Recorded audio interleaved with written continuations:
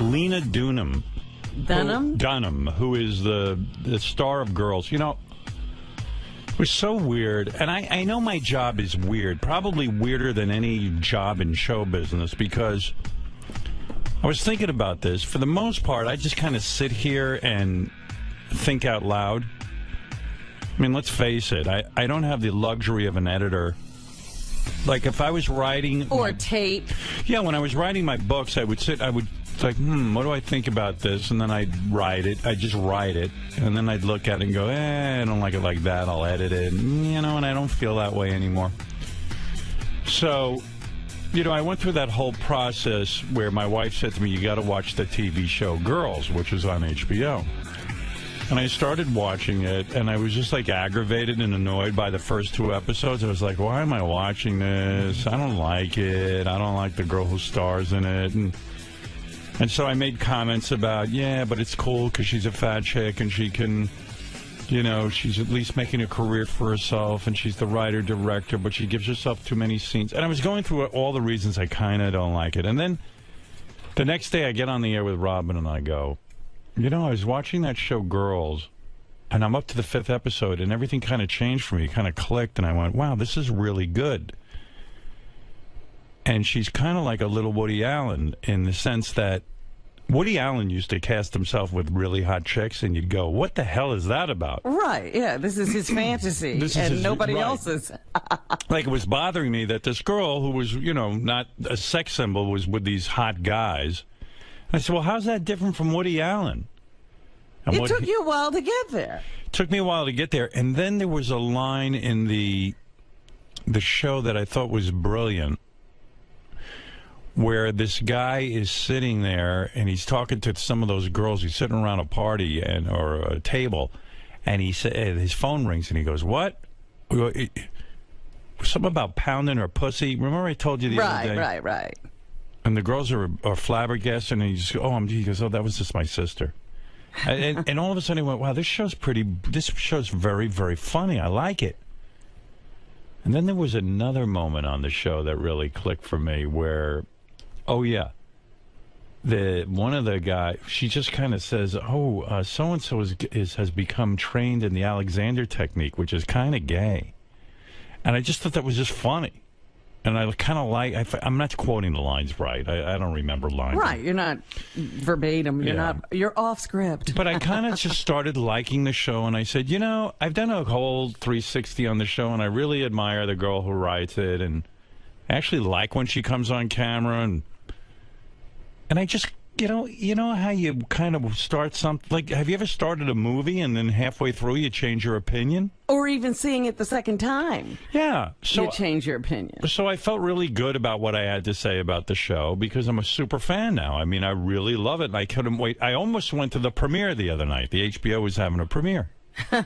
Good thing you didn't. So my dear friend Perez Hilton, who, by the way, this guy, I just have to remind him that when he had the website and nothing much else, before he was born again, and he used to be fat and everything. Right. I believe I was probably the only radio show that had him on the radio at all, and he was one of the meanest human beings on earth. This was a guy who was catching shit all over Hollywood for taking people's children and drawing circles on their face and arrows and calling them ugly and fat. But anyway, so Perez kind of threw me under the bus. I'm not saying I didn't say that stuff, but like he just isolated my comments.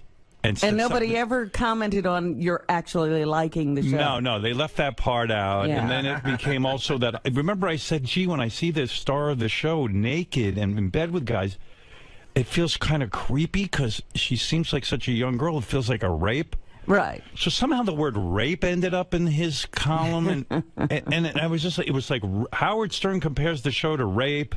And as soon as people hear rape, forget it. They don't even analyze what you're saying. Yeah, so like I was like, oh shit, and then of course the press being what they are, they steal Perez's article.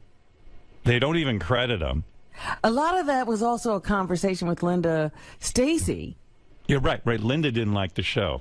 And And none of what she said got in. No, Nobody cared. Nobody cared what Linda had to say. And she's a TV critic. So I felt like I was kind of thrown under the bus, because I could do that with anyone. I could just take some of Perez's old columns and say, here's the shithead who did this, you know, or said that. Or I could take anybody's comments. I could take that Alexander Technique comment from the show and say that's homophobic. You know, I mean, I could paint anything any way I want to. And so can they. And so can they. So I kind of felt weird about it, but everybody painted the same picture you. Somehow, yeah. You. And, you know, my reputation is so bad, it doesn't matter. Like, it doesn't affect my career one way or another if they sort of do a hatchet job on me.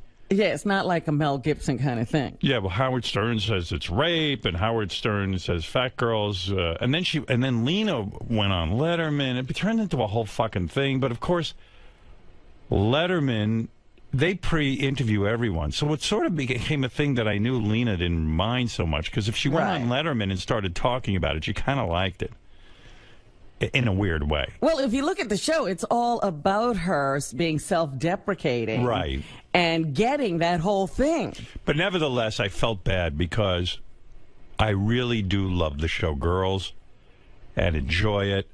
And I admire the girl who writes it. So I felt bad for you, too, because I was reading it and I was like, oh, this is just, it's so one-sided. Yeah, you know, it's not the whole story. This is totally out of context. It was a hatchet job. Yeah. Plain and simple. And nobody would ever say to those girls, Howard really likes the show. So, like, everybody's bashing you. So anyway, I said to Gary, would you please contact Lena Dunham and tell her that I would like to explain myself to her on the air and apologize to her, because I do love the show, and it makes me feel bad that she is getting the impression that I somehow think she's just a talentless little fat chick who puts herself in too many scenes. Right. Because, you know, I suppose if I had the luxury of writing a blog or being on a website, I would sit there and watch it and go, oh, this sucks. And then all of a sudden I'd start to watch it and go, oh, this is really good.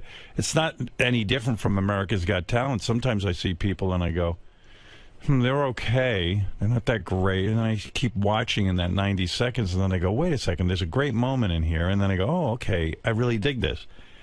Not only that, some people get voted through who you didn't like until their fifth performance. Yeah. So it's like... Anyway, I don't have that luxury, and I realize sometimes my show is thinking out loud, but that's what makes it sort of beautiful. But you know what? Also, this is the thing that bothers me the most, and people have to stop this BS. Like, everybody's perfect, and everybody's first thought is their best thought. Well, most people in the media, I can't think of anybody who works the way we do. Like, when I do Letterman... You tape that show, and then afterwards they say to you, is everything cool? And you go, let me think about it. And there have been times you go, maybe I want to edit that out. And you had that luxury, and Letterman And sometimes they forget to, or don't even realize something they said was so bad, then they don't edit it out. So anyway, I said to Gary, hey, get her on the phone. I want to talk to her. I want to tell her I like the show. Because I really don't want it hanging out there that I don't when I do. Because it'll hang out there anyway, because you don't get to write. Right. What's in the rest of the world. Yeah. And it really killed me. Like, the Daily News printed it up, and I went, wow, they just took Perez's story and ran with it. They didn't even bother to check it. Like, they just took, and they didn't even credit him. I was actually upset for him. I mean, at least if you're going to hatchet job me, give the guy some credit. The guy who did the hatchet job. So, I don't know. It's fine, but... Did Gary get a hold of her? Well, he tried. He got a hold of her people, and she said she might call him because she had the Golden Globes last night. Yeah, she was all over TV last night. And she's in L.A., so I don't know with the time difference and everything, but I hope I get a chance. She could still be up partying. And then I wrote a note to 𝗪𝗪𝗪𝗪𝗪𝗪𝗪𝗪𝗪😅, who's the producer of the show, and I said, hey, if you see her tonight, just tell her I'm trying to get a hold of her because I do feel badly that the impression is that I think she's, you know, sort of a talentless little fat girl who, you know, and that's not how I feel. But anyway, go ahead. You know, I made it really clear we were trying to get him on this morning, and they sent us a note back and said maybe Thursday, and I said we're not on Thursday, so I'm going to try to get her on tomorrow. Oh. I'm trying. Okay. And by the way, the whole Perez thing, I'm not angry with Perez because I did say those things. It's not that I didn't say them. It just sort of was one isolated part of my feelings, you know, and the sort of my conversion to liking the show was left out. That's my point. Right. Right. So I'm not upset with him. I just wish the article could have been a little more fair. That's all. And you know who's finally come to his senses and realized he missed the boat once again is Scott the engineer. Oh, stop. Yeah, like he's freaking out. Have you been listening to Howard 100 News? They're all over it. It's Scott realizes when he saw the billboard of Ronnie and the block party. That could have been the two of them. Yeah. Yeah. And now he wants back in on the block party. But those guys shouldn't even let him into the block party. Do you remember how many times we stopped him from quitting and how you meticulously, point by point, tried to explain to him what he was doing to himself? Yeah. You should not be back in the block party. First of all, I never said that I wanted back in. That was... that's what I heard. I heard you went to 𝗛𝗲𝗄𝗏. That's Ronnie's beliefs. You didn't? You didn't go to 𝗛𝗲𝗏? They came to me first. Oh. I got called and invited to do Harrah's at the end of January. Why? They're doing fine without you. I don't know. Are you going to do it? I'm thinking about it. Yeah. You know, Ronnie came to me during the break, and we really need to do this when 𝗛𝗲𝗏's here. What happened was 𝗛𝘄𝗿𝗍 called Scott and asked Scott if he wanted to make a surprise appearance at this one gig for fun. Scott came back and said, I want to get back on the tour. So Scott's not being he's not being completely genuine. Yeah, they did call him and say, you want to do a one-time thing. They did not call him and say, come back. You know, make a note and we'll do that on Monday. But is 𝗛𝗲𝗏 in on Monday? Yes. Howard Stern News. You guys are working it. You want a couple other things real quick? You got anything outstanding? I got a lot to get to. Go ahead. I got something good, All Howard. right, go ahead. 𝗦𝗵cie says he may not attend the upcoming block party in Atlantic City because he's, quote, irritated that the guys on the tour are making money and staffers who simply show up are not. They are simply helping to fill 𝗛𝗲𝗏 and Ronnie's pockets. All right. So there's an ongoing feud now, a brewing feud between Will and 𝗛𝗲𝗏, and 𝗛𝗲𝗏 now says he'll have Scott back on the block party, but Scott will have to take a pay cut and apologize publicly to 𝗛𝗲𝗏 for calling him a, quote, thief. Where is 𝗛𝗲𝗏? Is he here? He's here, yeah. He's here. I saw him in the hall. Hey, 𝗛𝗲𝗏, you here? I'll cover that real quick. Oh, here he is. There's 𝗛𝗲𝗏, everybody. America's top Jew. There he is. Hey, man. Hey, oh, you're line 3. Yeah. Scott claimed the other day when you weren't here that you begged him to come back to the... So here's the real story. Okay. We have this show booked in Atlantic City. We like to throw in mystery guests, you know, on time to time for these shows. So I thought, wouldn't it be funny to have Scott as our mystery guest? He hasn't been on the show in over a year. Sounds like a scream. Right. I said, you know, we'll hook him up. I know... Now, the audience will go wild. Right. Yeah. So, hello, everyone. Here's your mystery guest. So our promoter, 𝗛𝘄𝗍, gets in touch with him, asks him if he would do it. He says he would. Now, leading up to that, after that point, I keep seeing Ronnie, and Ronnie keeps telling me all the time, this is killing him. He wants to get back. I could see it. I could see it in his eyes. It's killing him. He wants back. By the way, Ronnie is the worst at sizing up people. Oh, yeah. Oh, really? Yeah. Like Ronnie always goes, I could see in her eyes she wants it. And it's like, no, she doesn't. I can see in her eyes fear. Right? Yeah, go ahead. So I said, you know what? Look, I like Ronnie. I love working with him. He's a great guy. I want him happy. I know he's friends with Scott. I know it bums him out that Scott's not on the tour anymore. But the question becomes, look, the tour has moved on from Scott. It's really great show. And he costs a lot of money, so what the hell? Well, that for sure is not going to go down that way. If he comes back, I haven't made up my mind. He's got, first of all, why he wants to come back to work with somebody who's supposedly a thief. Well, he wants to come back because he was making great money, and now you're saying he won't even make that kind of money anymore. Well, he's not going to, because it can't affect, it's not fair that it should affect JD's money. And you've done better without him than you did with him. Yeah. Where is he? What fun is this if he's not in here arguing Exactly. with you? He's looking at bowling rings right now. Oh, is he? No. He's picked out the ring, by the way, that he wants you to pay for. How much is it? $1,150. Well, I told him I'd buy it for him. Well, what are the different rings you can get? I thought the original was like 300 and change. Well, there are a lot of options. You almost build it like a car. There's all these options. I always know when I offer Scott something, he's such a chazer that he will absolutely find the top of the line ring. And this is the top of the line 300 Like he wouldn't go, hey, Howard's buying it for me. I feel funny about it. Right. If he was getting the ring, it wouldn't be top of the line. Oh, no. In fact, I never would get myself a ring. Are you getting top of the line? Well, yeah, that's what we discussed on the air. Okay. I was just going to get the regular ring that, you know. I realized I must have been high that And then day. you offered to buy it for me, which was very gracious of you. I am doing and it. I appreciate that. I didn't know you were picking out rings. I thought it was just a ring that you just get. It's like you're getting married. Yeah, what the fuck? I feel like I'm engaged to you. It's covered in rubies. I mean, my God, this is like our friendship ring, Howard. And believe me, I deserve it. You should have done it years ago. I deserve everything. I'm the hardest worker. I'm the best.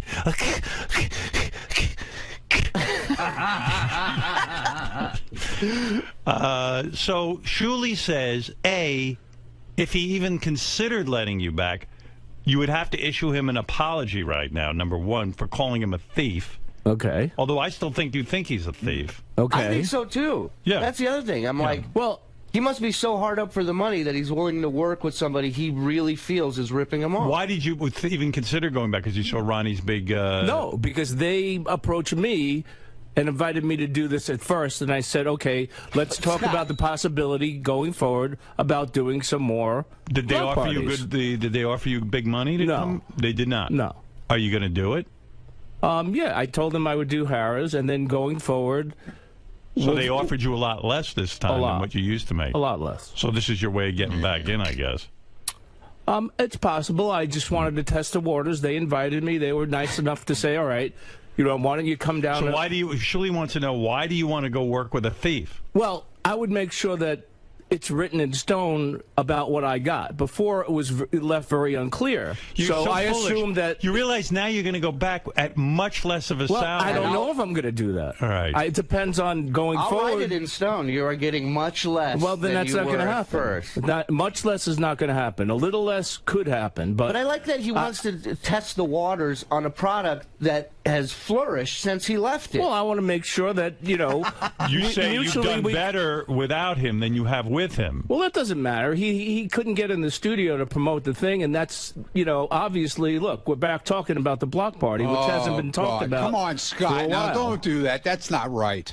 I will say What's not right? That's not right, Scott. You know it's not right. Who asked you to come in here? Don't worry about who asked me. What do you mean it's not right? Explain yourself. Now he's bad-mouthing the block party, which is wrong. I didn't. Sorry. Who bad? No, what that's he's wrong. saying Because what he's saying is now with him. Now he's saying now with him. Now you guys are finally getting real publicity. I didn't badmouth anybody. He's saying what are you that I talking want about? him back in because he can get me in the studio to talk about the block party. That's what he's saying. Yeah. No, he's That's what I said. I gotta explain things. That's exactly what he said. I like that Ronnie's arguing. Scott No, said but exactly what he said. I didn't badmouth anybody. I didn't. So I what said, is it going to they be? were gracious enough. But Gracious you're not enough. being honest. How much, Shuli? How much are you going to cut his salary by? Well, first of all, he's not being honest when he's saying that, you know, I'm going to test the water. Look, you told me to my face, I made a mistake.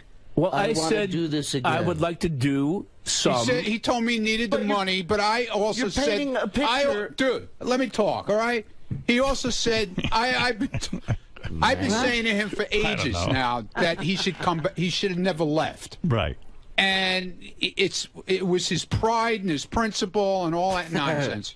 Okay. Principle. I enjoyed doing the block parties. I'm not going to deny that. I did. So You didn't act like it at the time. You sure didn't. well, You I were mean, miserable. And you did so little at these, and that's the thing now. So if he does want to come back, and I do, and it's got to be approved by Ronnie, it's got to be approved by JD. I'm not Right. going to make this decision on my own. This is our show. Right. So if he does all come of a back, sudden it's your show, and then when us three were together, it was you guys' show, and I was left out of it. All of a sudden, if now you come JD back- has say. if Yeah, but you come you- back, it See, still that's won't what be I your mean. show. No, See, what- that's what I mean. Dude, but all you did was complain and all then the Ronnie time. always throws his hands up. I have nothing to do with it. But it so was why your discuss? show. But Julie, why discuss stuff with But Ronnie? I told you never to leave, didn't I? Wait, did I Julie, tell you never to leave? Scott, it was your show. It was. But you weren't happy with what you were being paid. No, they excluded me from... JD's happy. They excluded me from the decisions when they made them. Well, they excluded JD from that decision, too, what they're going to pay. And we didn't exclude you from any decision. You excluded us. No, wait a minute, Scott. Obviously, you guys decided that you were going to get more than I got. But so here he goes with you guys again. You already... Well, he does now Ronnie... Sully just said he has to discuss it with Ronnie. And now you're saying you have nothing to do with it. Not with money. What? All I know is at the end of the day, Scott, at the end of the weekend, a guy hands me an envelope with a check in it, okay? That's it. Whatever's in there is mine. That's all I know. All right. I don't get a set amount. Whatever it is he hands me, whatever you want that's to say, what I get. You never complained about it, in other words. No. And that's all Scott did. And Scott, did nothing. And then it was always with the travel agents. It sounds like I need this kind of seat. I'm not happy with that. Why are we flying at this time? Why are we going at that time? Just get on the fucking plane and go. We all go, man. It's like we book a show. Scott, it sounds Stop to me. Stop being so anal. It sounds to me. Anal. It sounds to me like you're going to come back into this thing. Even if you do, it's at a much less... I mean, I don't know how much less it is. Right. And then... I don't know either. We didn't really discuss that. And it sounds to me like they're doing fine without you. So well, that's fine. You don't have a big bargaining chip. That's fine. I can live without it, but I could be fine without it. So, guys, what do you vote? Let's why have a vote. you do? Here you go again. Here you go. I can. I've been living... Why are you being like an asshole now? Ronnie, what's your vote? Like being do you like want an him asshole. back in? I always said he never should have left. Ronnie's the one who's been how pushing... much money? I've been pushing for him to come back. Tell Scott how much money he's going to get a show. I heard 40% less. Is that true? Is it 40% less? I would say he would be making half of what he made. Half, 50% less. Yeah. I love looking at Scott. What a pain. Scott, they're offering your old job back at 50% less. Well, and I would have a contract written up stating that, and when you do quit this next time, if you do come back, he will. I keep the bowling ring that Howard's buying. Oh, boy.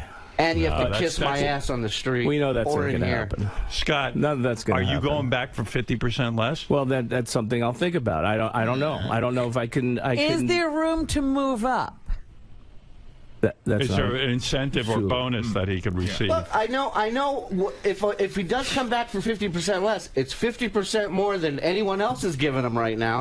That's true. But my question is, if he's a good employee, and if he's loyal. Robin, the question becomes... Well, Shuli, I understand your dilemma. In other words, when you brought J.D. in and gave him Scott's salary, all of a sudden now you have to come up with a salary for Scott as well. Exactly. And so he kind of screwed himself because he was the guy. Right, he quit. I'm not going to say I didn't screw myself. I'm just saying that they were gracious enough to offer me, so I inquired with Shuli about what about going forward. Is it possible that now, what if they say your flight arrangements and you don't like them? Are you going to complain? Well, I'm going to have to deal with whatever it is. Right. I wanted a bulkhead. Yeah, but and here's the other thing. The other thing was he was guaranteed an X amount of dollars every show, okay? Even if we got $2, right, he would get the whatever he was supposed to get. Aren't you bitter that you guys have kept the Ronnie's block party going? He left. Scott wanted it to crash. He was hoping you guys would fail. No, I did not. To quote Scott, we could replace me with anybody. It was his idea. And you're a hack. I'm a hack. I'm a liar. I'm a thief. And wasn't there an attempt to start Scott's block party? Yeah, that's what I heard. Yeah, the Black Cloud Tour. He ran into Sal and Richard right away. The Black Cloud Tour. He was starting. So what are we going to do, guys? You're offering him his old job back at 50% less. I didn't talk money with him. All I said was you never should have left. Number one. Mm-hmm. Number two, I was always put up for him to come back. Mm-hmm. And all right, well there it is, Scott. I guess you have your foot in the door again, but I don't know. I got to figure out a place for him in the show. And wait a minute. And the other thing I want to address, the other headline thing with Will that he's saying, that's 𝗛ጽ. He invited the whole world to come down there. Listen, we're offering whoever is here that wants to come down to Atlantic City from the staff. We offer In them other words, it's an opportunity to party. A hotel room for the free weekend on us. Probably get laid out there. You know, you get treated like a star out there. Everybody loves you. Everybody wants to take your picture. In other words, you said to some of the guys, "You want to come to to the block party?" Well, it wasn't they. It was 𝗛𝘄𝗿𝗍. Well, either way, it's not something that we need. Like, if they want to come, great. If not, whatever. We're still going to do the fucking show. All right. And I have to figure out now where Scott fits into this show, because JD and Ronnie have a good chemistry when I look on at stage. Scott, Well, if it's such a fucking problem, then don't worry about it. We didn't say it was. See, you know already. Well, you just bitching and moaning. Big You gotta. shot. It's the same shit as before. He's trying to figure it out. This is supposed to be a negotiation of you coming back, and already you're arguing and yelling with me. That's right. That's what I do. That's what I do best. Well, you want to know something? But why? I'm a pain in the fucking ass. Why do you gotta be like that? I got to keep you guys on your toes. Well, you know, if you're trying to figure out a place for him to fit into the show, I think of him as a lamp. You know what I mean? You just slide him into a corner. One where the bulb doesn't work. Actually, we got so much shit now that we add in, like music now. We're putting in like but parodies. Ronnie, I got to think of something that he can't fuck up. But he's got to run. Right. He's got to be the DJ. Right. He's got to run the stuff. Ronnie, it's on a cell phone. He's plugging it into a cell phone. No, he can't do it on a cell phone.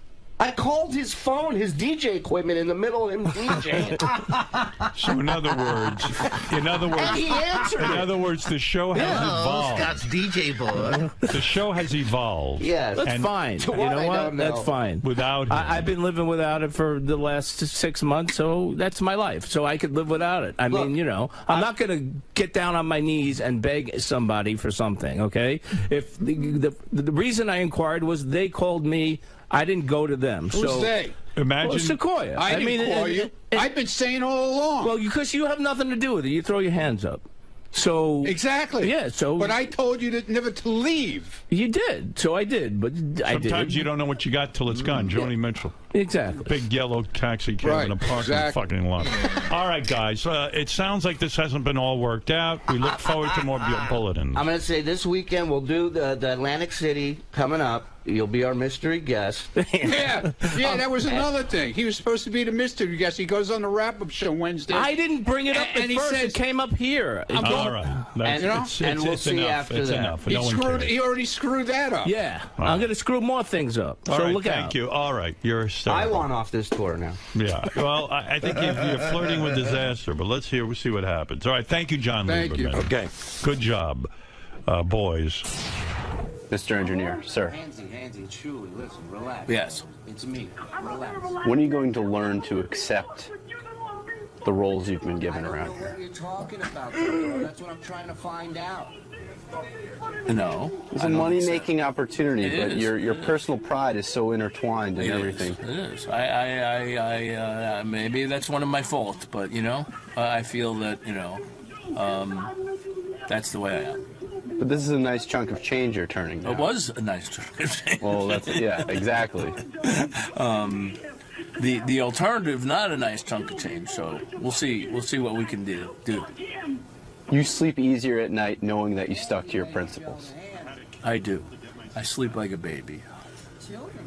And at times you act like one. Well, I didn't say that. Wait a minute. You're not supposed to make any comments. Sorry, you're right. You're not supposed to be visible behind the camera. You're right. I'm acting like a stubbly asshole. That's right. You're a stubbly asshole, and go back in your corner and go drive that bus again.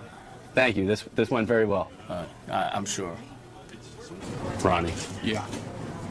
The mainstay in all of this madness is you. You're the only one who seems to get it. You show up, you make a nice chunk of change. Whatever it is, it is. Meet some guys, meet some girls. You know what he doesn't understand, Scott? He was guaranteed money, no matter what. Every venue is different. That's what he doesn't understand. You got smaller venues, bigger venues. Some you get more money, some you get less money. So some venues I get less money, some venues when they hand me an envelope, whatever it is, it is. You know what I'm saying? He was guaranteed no matter what. If we sold 2 tickets, he was guaranteed X amount of dollars no matter what. He should have been fucking happy with it. And that's what he doesn't get. And that's why I don't get why he thinks he's getting ripped off. You tried. What can I say? There's only so much sense you can try to talk into a big bald head like that. Yeah, well, he's got this whole pride thing. It's a matter of principle and all this. But you know what? He does want to come back. And he told me he wants to come back. He didn't beg. But Well, he does want to come back. I think it's the amateur bowling. I think it's gotten to his big bald head. By the way, I turned 59 on Saturday. I want to thank Fred Norris. He gave me a gift. Robin gave me a pen. Well, that was for Christmas, wasn't it? But I'm sending your gift over today. I don't want your gift. You're getting it. What am I going to do with it? Like it or not? Well, Fred got me. I was talking on the air. Who was the artist that was in here when I wanted to play drums? Was it Natalie Maines? Yes. Yeah. Well, Fred got me one of these things that I think I saw somebody in some band playing. It looked like a cigar box. It's a big giant box. Is that how you play it? You're supposed to sit on it, and it's like there's like... Yeah, you got to muffle it. And I guess the port that's on the back, that faces that goes like out where your asshole goes. You sit on there, you put that up your ass. No. It's not that kind of toy. There you got some bass going now. Are you sitting on it? And I guess you can do all kinds of different manipulations with it. You can pound it Get on different the side. sounds? Exactly. Oh, that sounds like a snare. Yeah, it's supposed to have some sort of like snare inside there too, if you get it at a certain spot. See, if Natalie was here, I could play now. So why don't you do your famous solo? I'm Can vibing. you do that? That's not bad. Vibing to what? I'm vibing. Oh, you Is want? that the music in your head? This is from. Inagata Davida. No. That was Ringo. That was. Oh, I'm sorry. It was a different. Golden Slumbers Carry That Weight. Oh, I can't do it. Wait. Oh, I don't know. Lucy. You lost it. Fuck. Can you use sticks with that thing too? No. No. You're going to mark it up if you do. So let's jam. What do you want to play? Get your guitar, Fred. I was going to try and find the Beatles thing for you to play along with. Oh, wow. I was drumming. My ring completely broke. Ooh, Oh, stop. I lost the whole top of the ring. Wow. You don't even seem to understand the show. You just ruin everything. You got to be funny in here. I can't wait for you guys to see this on Howard TV. Daily shows, classics, and exclusive behind-the-scenes access. Well, that's going to be on Howard TV. The funniest, sexiest, most star-studded network on TV is Howard TV On Demand.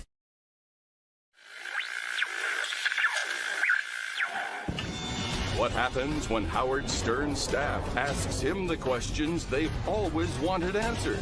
It's time to Ask Howard with Rachel Fine.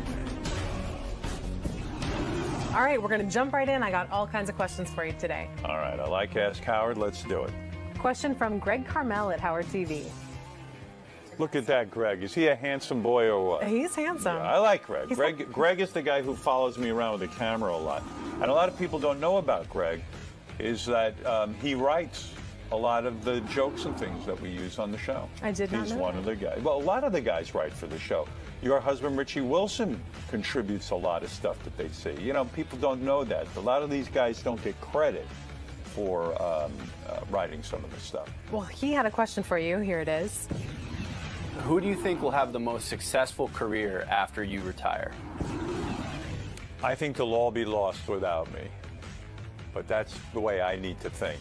Who would have a successful career? You know, you never know. We had, you know, Gary will tell you this right away. There was a guy, 𝗦𝗫𝗄𝗏, who used to be our intern, and now he's a very successful comedian.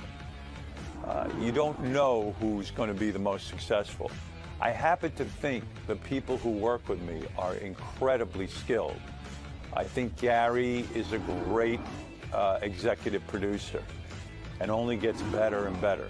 So I think anyone would be lucky to have him working somehow in their organization. You know what I think of Fred, you know what I think of Robin. I think they're big talents. I think they can do just fine without me. Benji is an excellent writer. I think he can do really well. I think he could find work, and you know, these people wouldn't be working for me if I didn't think they were valuable. Sure. Is there anyone you worry about particularly when you're going off the air? I worry about JD. Not that I don't think JD couldn't find a job. I think he could. But when I see JD, I sometimes find him so... He's almost like one of those kittens I'm fostering right now. It's like I find him heartbreaking. When I look into his eyes, I find him heartbreaking. I want to give him a big hug. I don't think he's had that. And I do worry about all the guys who work for me. I think I might have even gotten out of radio at some point, but I feel very dedicated to this group of people. And I would actually be upset to break up the group because they're so dedicated and so talented. I really feel that way. Next question is from John Hine. What change in your life are you most proud of? And what's the one thing that you'd still like to change? Well, I think therapy has actually gotten me to change. And I think the biggest thing was it was very hard for me to settle down and appreciate a woman. And so rather than trying to grab every woman I can find and be on this mad rampage, I became very satisfied with what I had, as opposed to looking at what I didn't have. And I saw the constant grab at sex as almost like a childish kind of like approach to life. And it wasn't causing me that much happiness. I was actually being mean to people, and people were being mean to me. I was being used, they were using me, and I saw that whole mess in front of me all of a sudden clearly. And I was able to really focus and be a good husband now and be in a good relationship. And is there one change you're still working on? Oh, I'm working on a lot of changes. I'm constantly working on being a better listener, being less self-involved. And believe me, I got a long way to go. But yeah, I work on that stuff. Richie Wilson from Howard TV asks, aside from agreeing to do this interview, what is your biggest regret professionally? There are some people I've said some things about that I do regret. Maybe it wasn't fair. I was very angry. I still am angry. But I was an exceptionally angry young man. I had no guidance.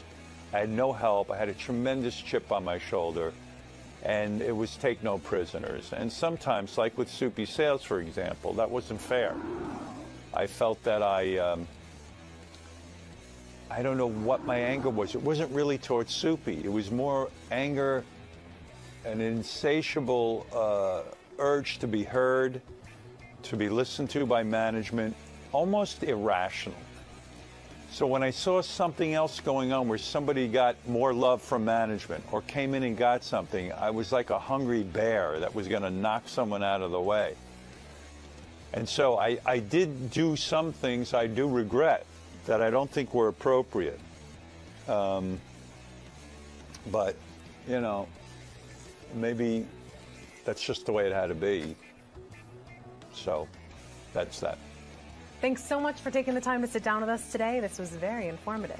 Wow, it was so wonderful. What a show, Ask Howard. And what production values. Look at it, 2 chairs and a screen. It's impressive. Yeah.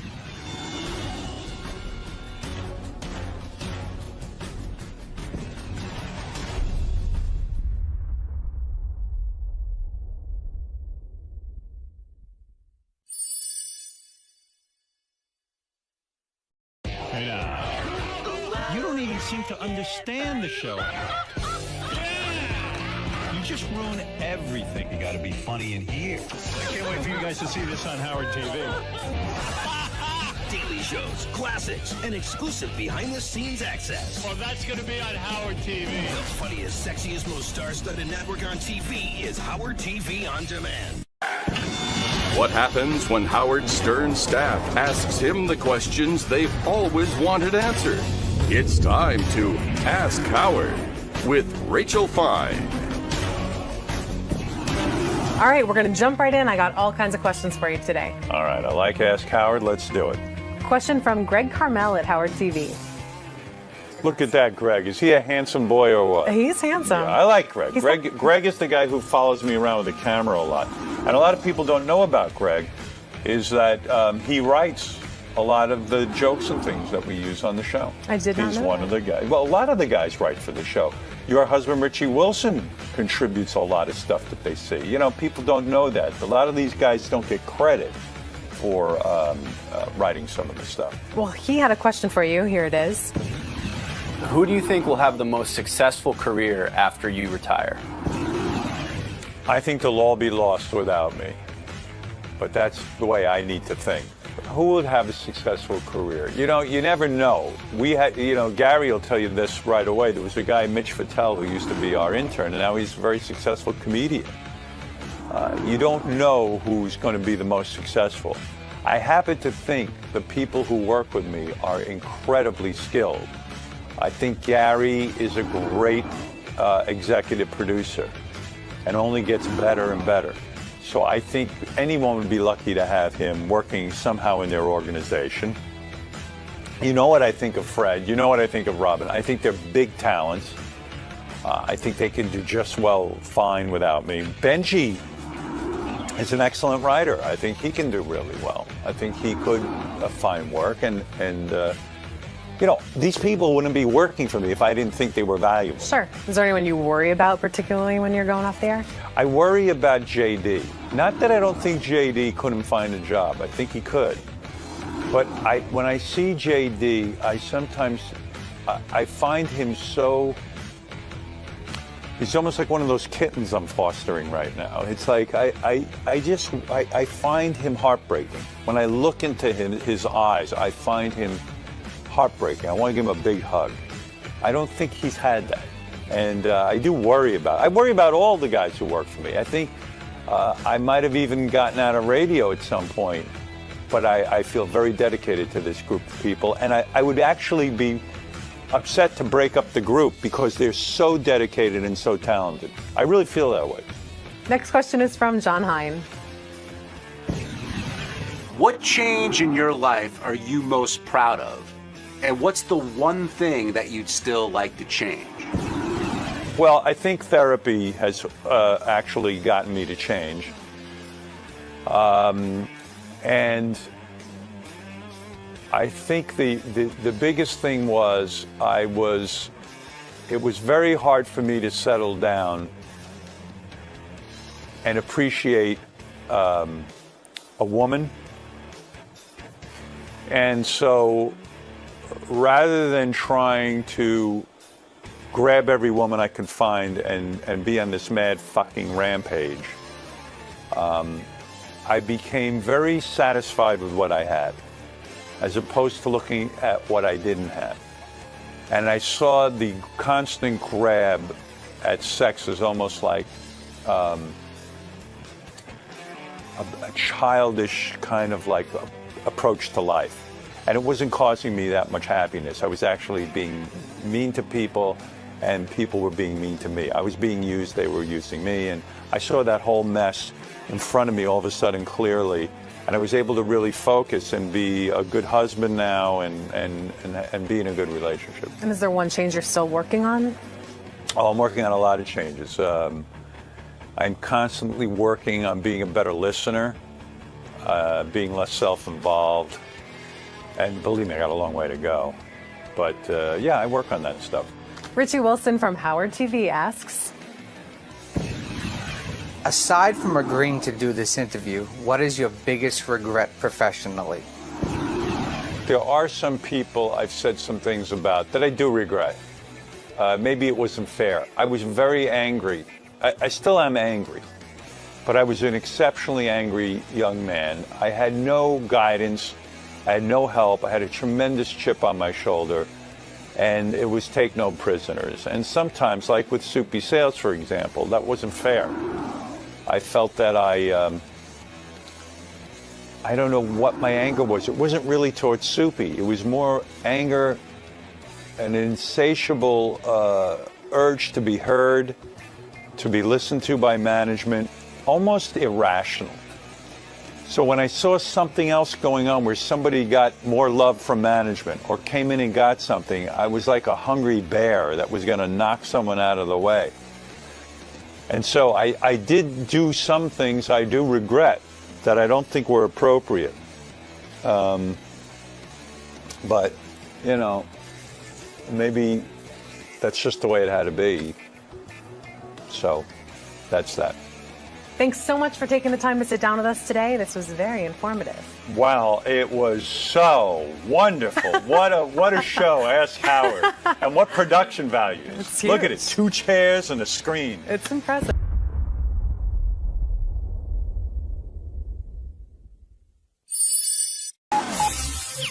This is the best of the wrap-up show. A recap and behind-the-scenes look with John High and Gary Dell'Abate.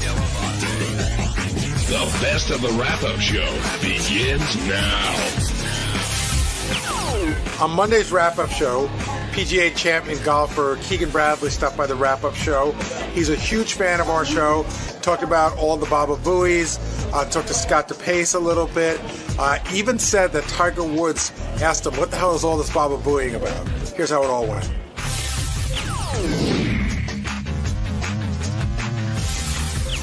Scott DePace, why are you here?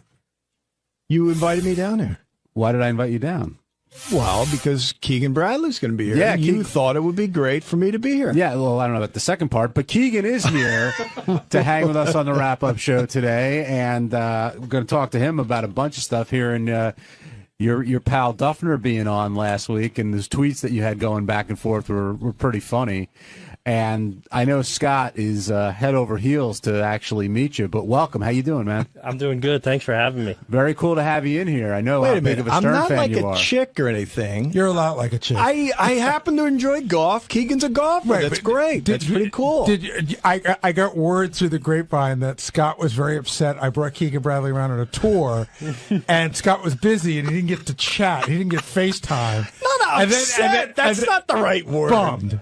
Okay, that's the guy version of upset. Opportune moment. And then he goes at one point on the intercom. I got the video up of Keegan of Wesley Walker's. What's his name? I got the video up of Wesley Warren's balls. If Keegan would like to come back and see it, I'm like, no, I'm going to let him hang. I thought he might like to see it. No, actually, Doug was showing a lot of different people. It's like our version of 2 cups. So you watch someone's reaction. Dude, he's blushing. You're blushing. You. Hey, we all got golf groupies. Mine just happened to be balding men on the Howard Stern show. But I would imagine you deal with groupies constantly. I don't know if they're like Scott asking you to play all the time over the air, but you've got to deal with that wherever you go, I would guess, right? Yeah, hey, listen, anybody from the Howard Stern show wants to play golf with me, I'm in. So Yeah, hold on. Jackson and I are going. Yeah, hey, I like I said, I grew up with this show, so any of you guys want to play golf, normally I'd say no. For you guys are in whenever you want. You don't want to see Gary swing. It's pretty bad. What we were going to ask is, Jason was saying, like, he's taking some huge money to go play golf with regular people. Do you get hit up all the time?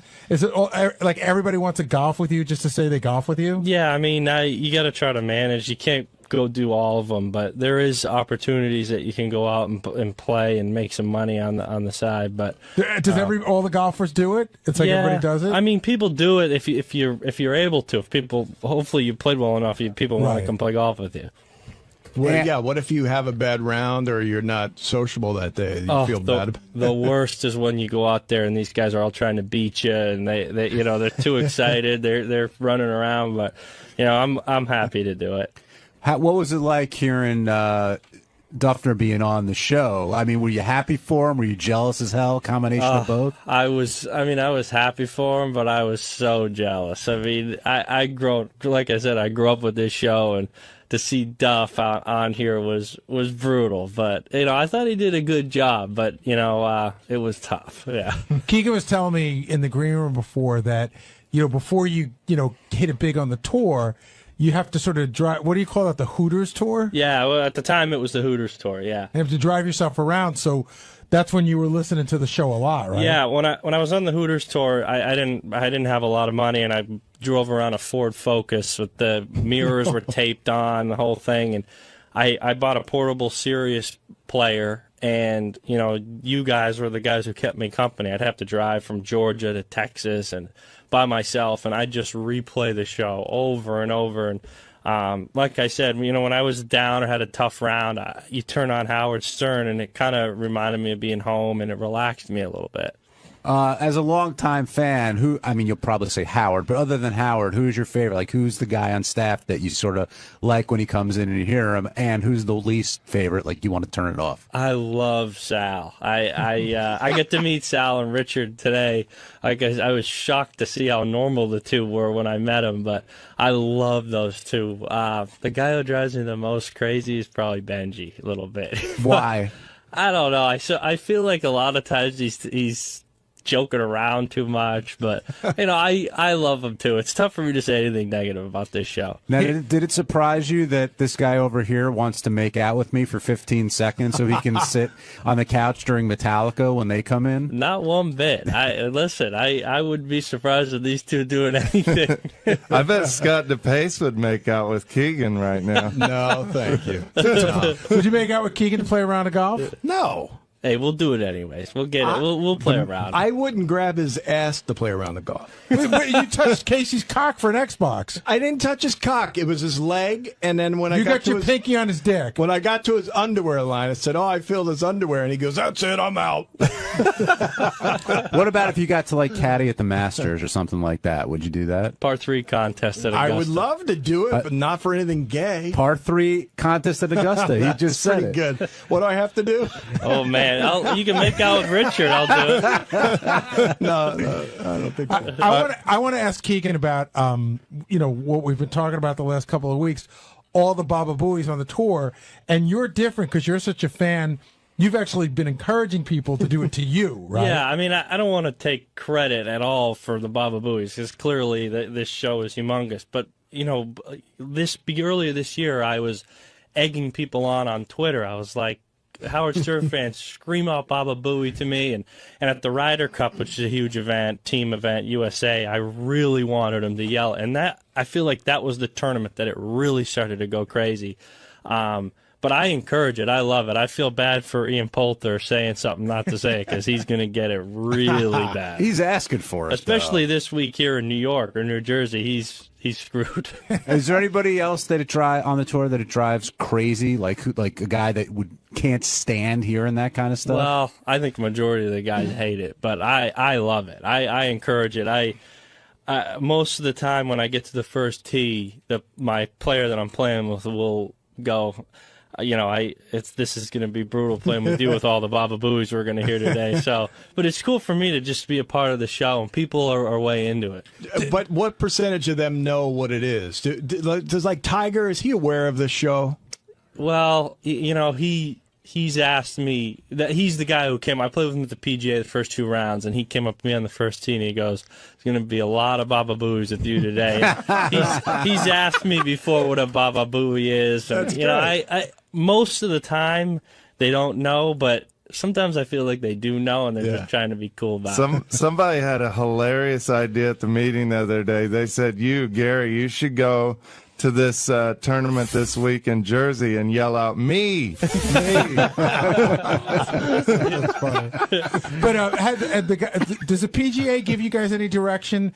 Because, we keep reading these articles from especially these old school golf guys that, it's bad for the game, it's bad for the game. But then I keep reading a lot of articles. Like there was a great article last week that said Howard Stern is good for the game of golf because he's talking about it. He's bringing people to watch the game. But do the PGA guys give you any ruling on whether you should, say anything about it? I think it's great for the game because I feel like the Howard Stern audience isn't exactly the guys that are tuning into the tour. So I think it's great, but it's definitely gotten really crazy over the past month. It's gone from a lot to even more to now it's every shot. I get 300 holes sometimes in a major tournament.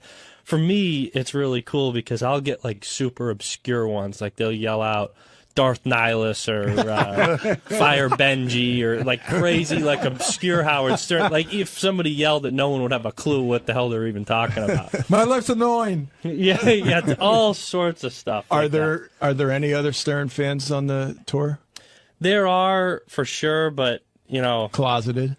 Closeted. Actually, on my PGA Tour profile, I list Howard as one of my idols and one of my favorite things. And I guess our publicist for our agency, or I don't even know if that's what you'd call him, but he came to me and he said, listen, I really don't think that this is a good thing. We should take him off. And I was like, hell no, keep it on there. So I'm very proud of being a Howard Stern fan. And when you guys are playing, I mean, you're pros. You're blocking most of that stuff out, I would imagine. I know it's affected some guys maybe once in a while, like it was written about Sergio and a lot of, but when you're playing, you're in the moment. And I guess you love it because afterwards you kind of take it as a congratulatory thing. So I would imagine it's not as distracting to you as it may be to other people. Or is it not at all because you're so focused on what's going on? I don't find it distracting at all. I feel like if people are talking about it, they're going to get distracted by it. People wait till you hit. And even if they don't wait till you hit, if you're not focused in enough and hear that, you're in deep trouble anyways. So I think they're fine. We were talking about this last week. I don't want to get too deep into it, but do you think that golf is like baseball? In other words, if somebody's throwing a 100-mile-an-hour fastball to Big Papi, everybody's cheering, right? He can block that out. Do you think that that it's just too old school? Do you think that one day people will yell during an entire golf tournament, and should it matter? Well, that's the thing. If we grew up with golf where people were yelling and stuff, it wouldn't be that bad. It's just like if one person yells, it could screw you up. If everybody was yelling, it'd be totally fine. Like white noise. I think it'd be great. There's certain tournaments like in Phoenix, it's crazy, and it's kind of like that.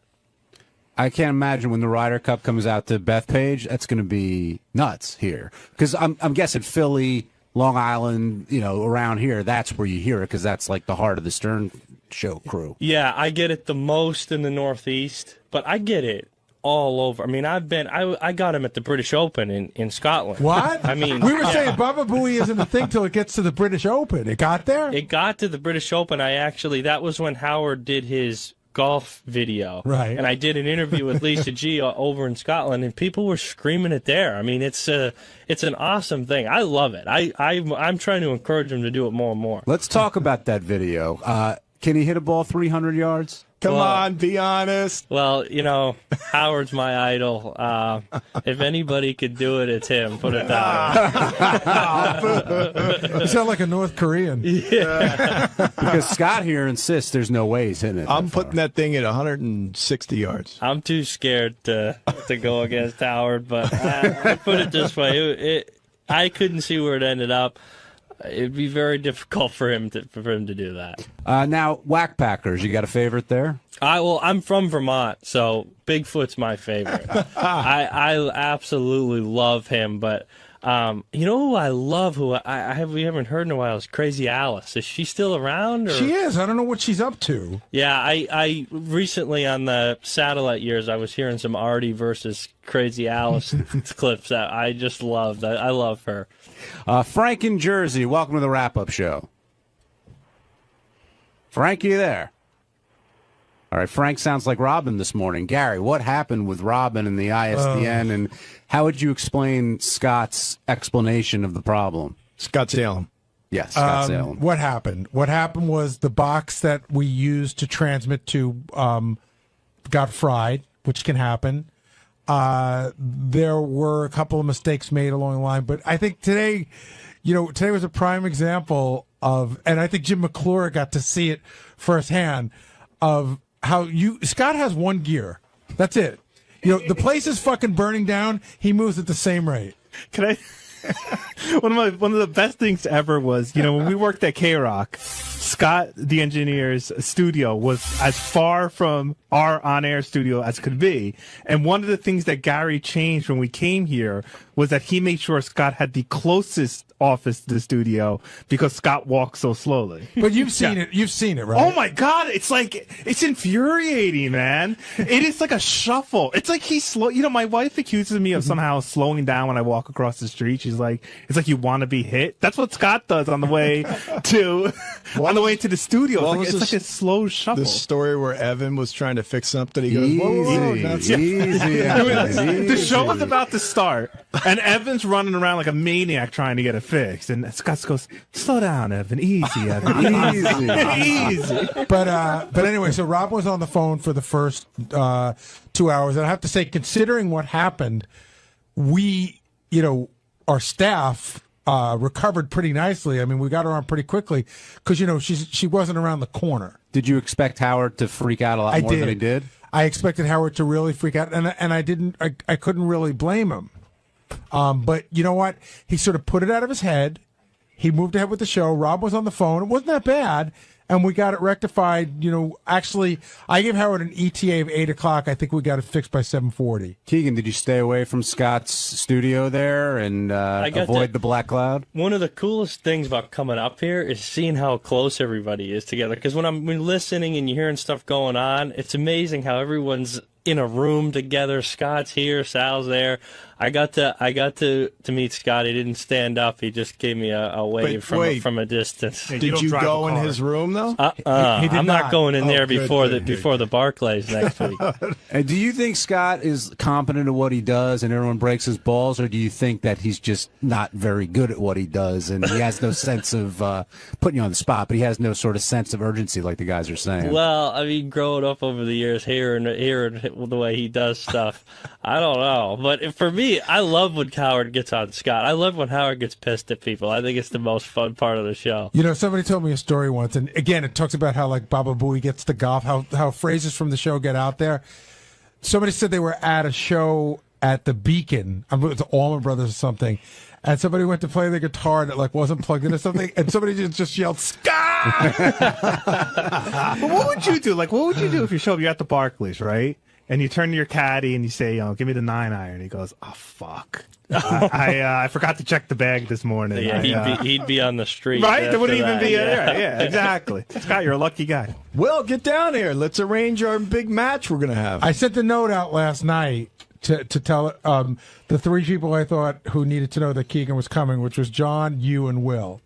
And Will sent the note back. Was very excited. And Will sent me He's too cool. He's trying to be. I was working. Will was the first guy from the show to reach out to me, and that was really cool. And then the night before Duffner was on, he sent me a message. He's like, "Do you know any cool stories about Duffner?" I'm like, "Oh shit, is Duffner going to be on the show tomorrow?" So I texted Duffner. I'm like, "You going on the Howard Stern show tomorrow?" He goes, "Yep." Give me. I was just devastated. So I just remembered I never responded to it because I got so flustered. We all know that you didn't respond to him, by the way, because Will told us that you didn't respond. He's like, "Oh man, did I screw things up with Keegan?" No. It's like that Seinfeld with Keith Hernandez. He's helping you move. He's driving to the airport. They're kind of getting there with the relationship. So, do you have any good stories about him? Well, me and Duff, I didn't know him at all, and then we were in the playoff at the PGA together, and I ended up beating him, and that actually, we became good buddies after that, and he's a really good dude, and I'm so happy for him to be on the show and to win the tournament, but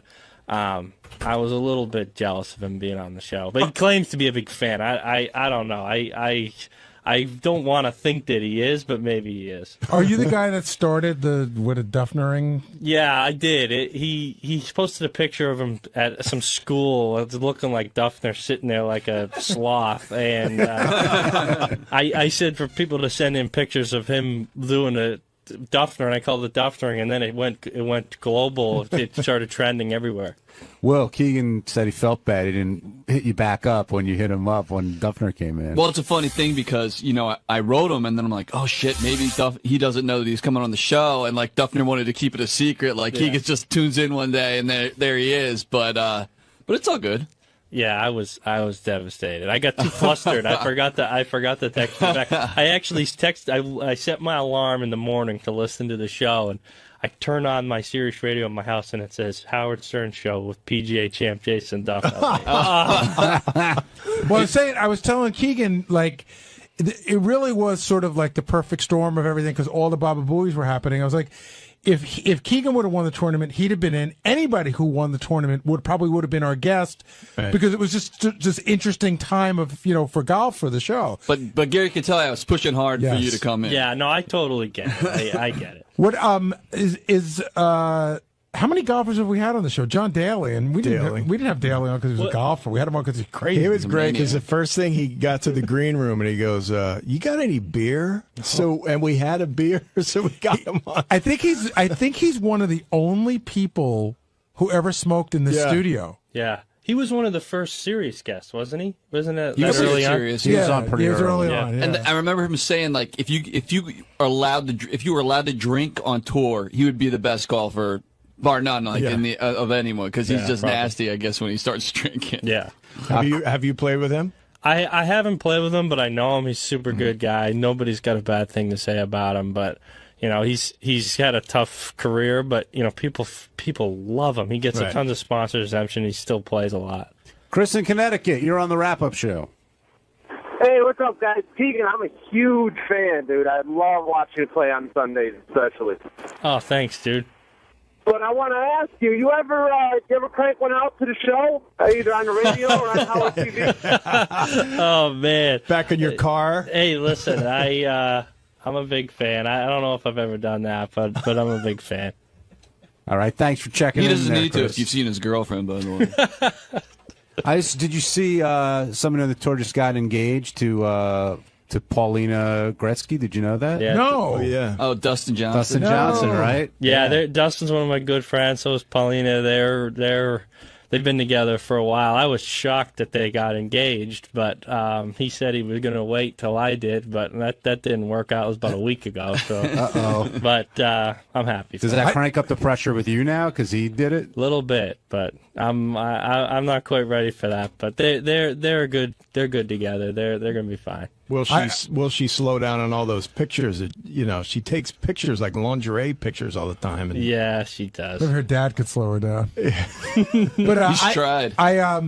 It's funny because when Duffner won, I was watching the end of that tournament and I saw his wife standing next to a bunch of the old dudes, and I go, "Oh, look at one of those old dudes got this hot trophy wife." And then when I saw Duffner, I was like, "Damn, that's you got to become a golf player to get some good-looking chicks." She was cute. Yeah, there's always She's something hot. about a guy that can, like Duffner, who's not, you wouldn't call him very attractive, I guess. I don't know. But there's always something about a guy who's got a super hot wife or girlfriend that you're looking at like, what's going on here? Exactly. He's got something that you don't know about.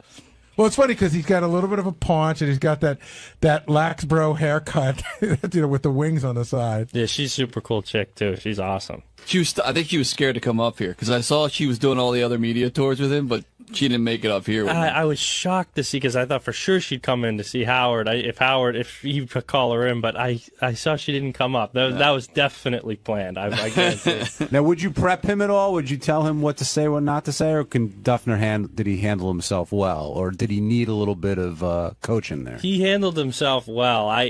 Duff is an interesting guy because if he was his total self, he'd be so good on the show, and I think he was to an extent.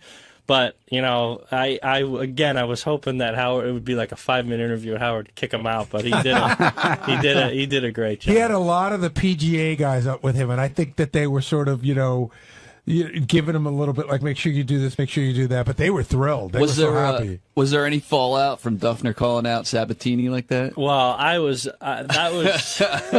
was a little shocking, but that's why he was so good on the show, was he was so honest about everything. So yeah, we were guessing like everybody's got to hate, like to actually name a name, like there's got to be consensus there that Sabatini's just not a guy that you like on the tour, like, right? And it's golf's so different where you don't have a team and you're playing against one specific team. You're playing against the whole field, so it's tough. Like guys that are super competitive, like Rory is, he might not want to be that friendly to guys on tour because we might go up against him on Sunday. But there's a few guys out there that are a little different. Is golf a sport where you need to hate your opponent to win? Well, it's a little different, but on if I'm going up against Jason, who's one of my good friends on Sunday, I'm gonna want to kick his ass. So it's different. It's circumstantial because in a few weeks we're going to be playing on the President's Cup team, which is a team event USA, and then we're partners. So it's definitely a different dynamic than basketball or baseball. But if you guys are in the finals together, and so you and say you're playing in the same foursome. Do you guys is like chatting off the table now? It's like you go do your thing and I do my thing. I don't want to deal with you right now. On Sunday, if you're going to win the tournament, probably not a lot of chat. I don't like to do a lot of chatting. Yeah, see, that's weird because whenever I play with Will, like if a hole goes by, we don't talk to each other. It would be odd. I'd be like, "What the fuck?" But you're not playing for millions of dollars. Stakes are a I little know, different but there. I still would be like, "Hey, man, if you fuck that shot up or whatever." These guys are putting $10 a hole. The pace puts down a cigar so he can pot. Hey, Howard sounded disappointed in you that you decided not to go to the University of Texas at Austin today when they were talking about Suffolk Community South. Well, it wasn't that he was disappointed. He was trying to imply that I was too stupid to get into anywhere else. I applied to a bunch of different colleges, and UT I got into, and I wanted to go there, but I didn't have the money, and I was going to go live with my brother and my sister-in-law, and then they moved back up to New York, and I was too afraid to go to Texas by myself. Plus, living in the dorm, I wouldn't have been able to afford that. And Sal does think funner is a word. You know that. Well, he looked it up on Google. Which is the be-all, end-all. Yeah, that's all you have to say about Sal. Craig in Ohio, you're on the wrap-up show. Hey, happy 8/19. Anyways, I was at the Akron tournament, and I saw Keegan there, and I gave him the Fire Benji, and he's really good at, like, kind of giving you a little sly look, like, I'm on to you, I know you, I heard you, but he won't do it, like, he won't announce it. Yeah, I mean, I think it's almost like you're in, like, this fraternity or club, and, like, that's the password. So, like, when somebody yells out, Baba Booey, you kind of... You look at each other and give you like a little nod, like, yeah, I get it. Like, they know what's going on. And the cool ones are the really obscure ones, like the Comic-Con and all that crazy stuff. Like, I get the weirdest ones, and it's funny because nobody has a clue what the hell they're even talking about. Has anyone ever yelled out Video Caddy? I don't think they have. Now they will. Yeah, exactly. When you're listening to the show, you want more Fred? You want to hear him talk, or you think it's the right amount right now? I love Fred. I want more Fred. He's the only guy I got to see as I was walking out of here, and but I love him. These guys, like I said, I feel like I've grown up with this whole show and everything that goes on in this show. So just seeing Fred is just so cool. And what about Robin? Like, how would you describe the chemistry that Howard and Robin have? I mean, it's really cool to hear Howard talk about how important Robin is to the show, because you think that Howard would be, I could just do this by myself, and blah, blah, blah, but he's so adamant about Robin and Fred and all you guys that it shows why the show is so successful, because he doesn't think that it's just him, which is really cool. Did you get to meet JD? I got to meet JD. I got to meet everybody. It was so cool. I just seeing the back office that you hear about so much on the show and all the craziness that goes on back there. It was awesome. Hey, Gary, did JD give the cold shoulder, or was he? Well, so here's the funny thing. So I had just brought them out. JD had his glass door closed, and I just brought Keegan and his buddy to right outside the door, and Howard had asked me something, so I had to run into my office to answer the question. And when I came back, like, JD hadn't budged. I know he can sense there's somebody out there. Did he turn around and look at you before? Yeah, he big timed me a little bit. How so? That's his move. He was kind of like leaning back in his chair. He was doing his thing, and we were standing out there. But that's how I kind of wanted JD. The big time, he makes it even better. On Tuesday's wrap-up show, we hit a lot of different things. We talked about John Legend's performance in the studio.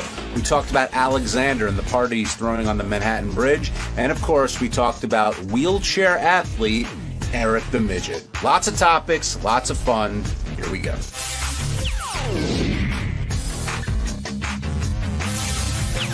Let's talk about I was going to say legendary, but it doesn't make sense yet, John Legend, but what a talented, smart guy. And I know him as a musician, and I've heard him play on a lot of stuff, but I don't know a lot of his original stuff.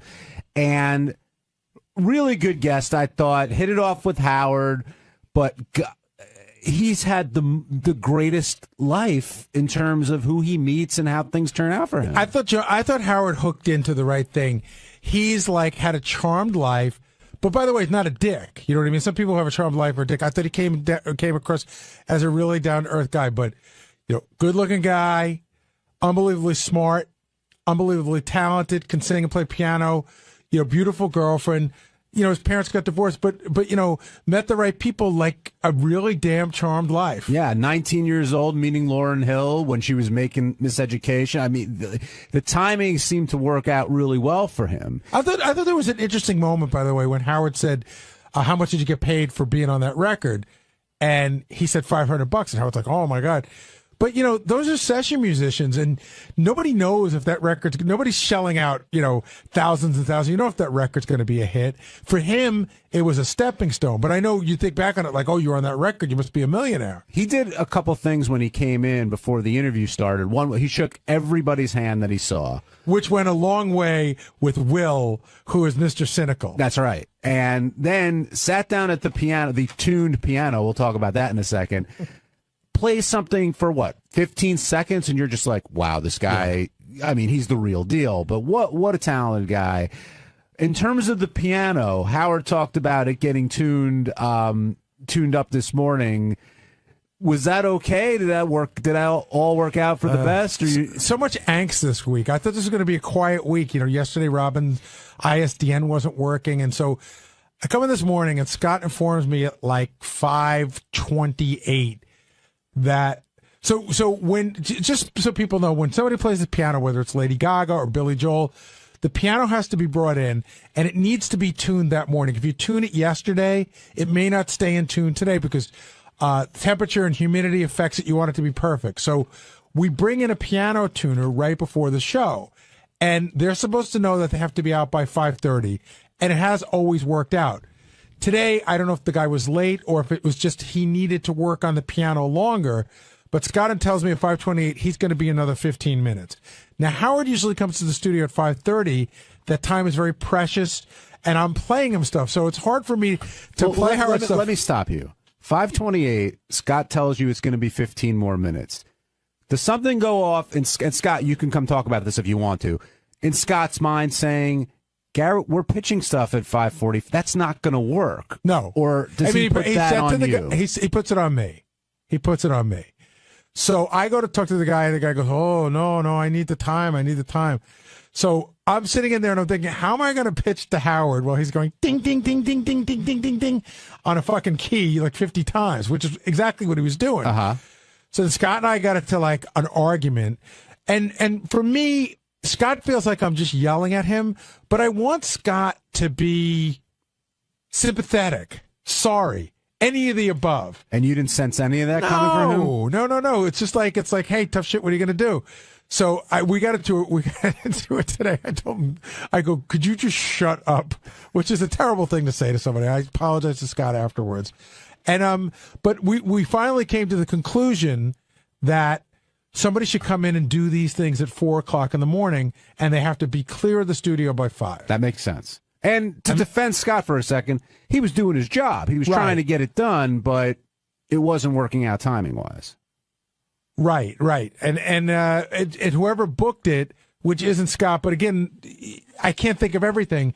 You have to think of like, hey, we got to have this cleared. Let's not cut it so close. Frank and Comac, you're on the wrap-up show. Hey, good morning, guys. How's everything? Good. How are you doing?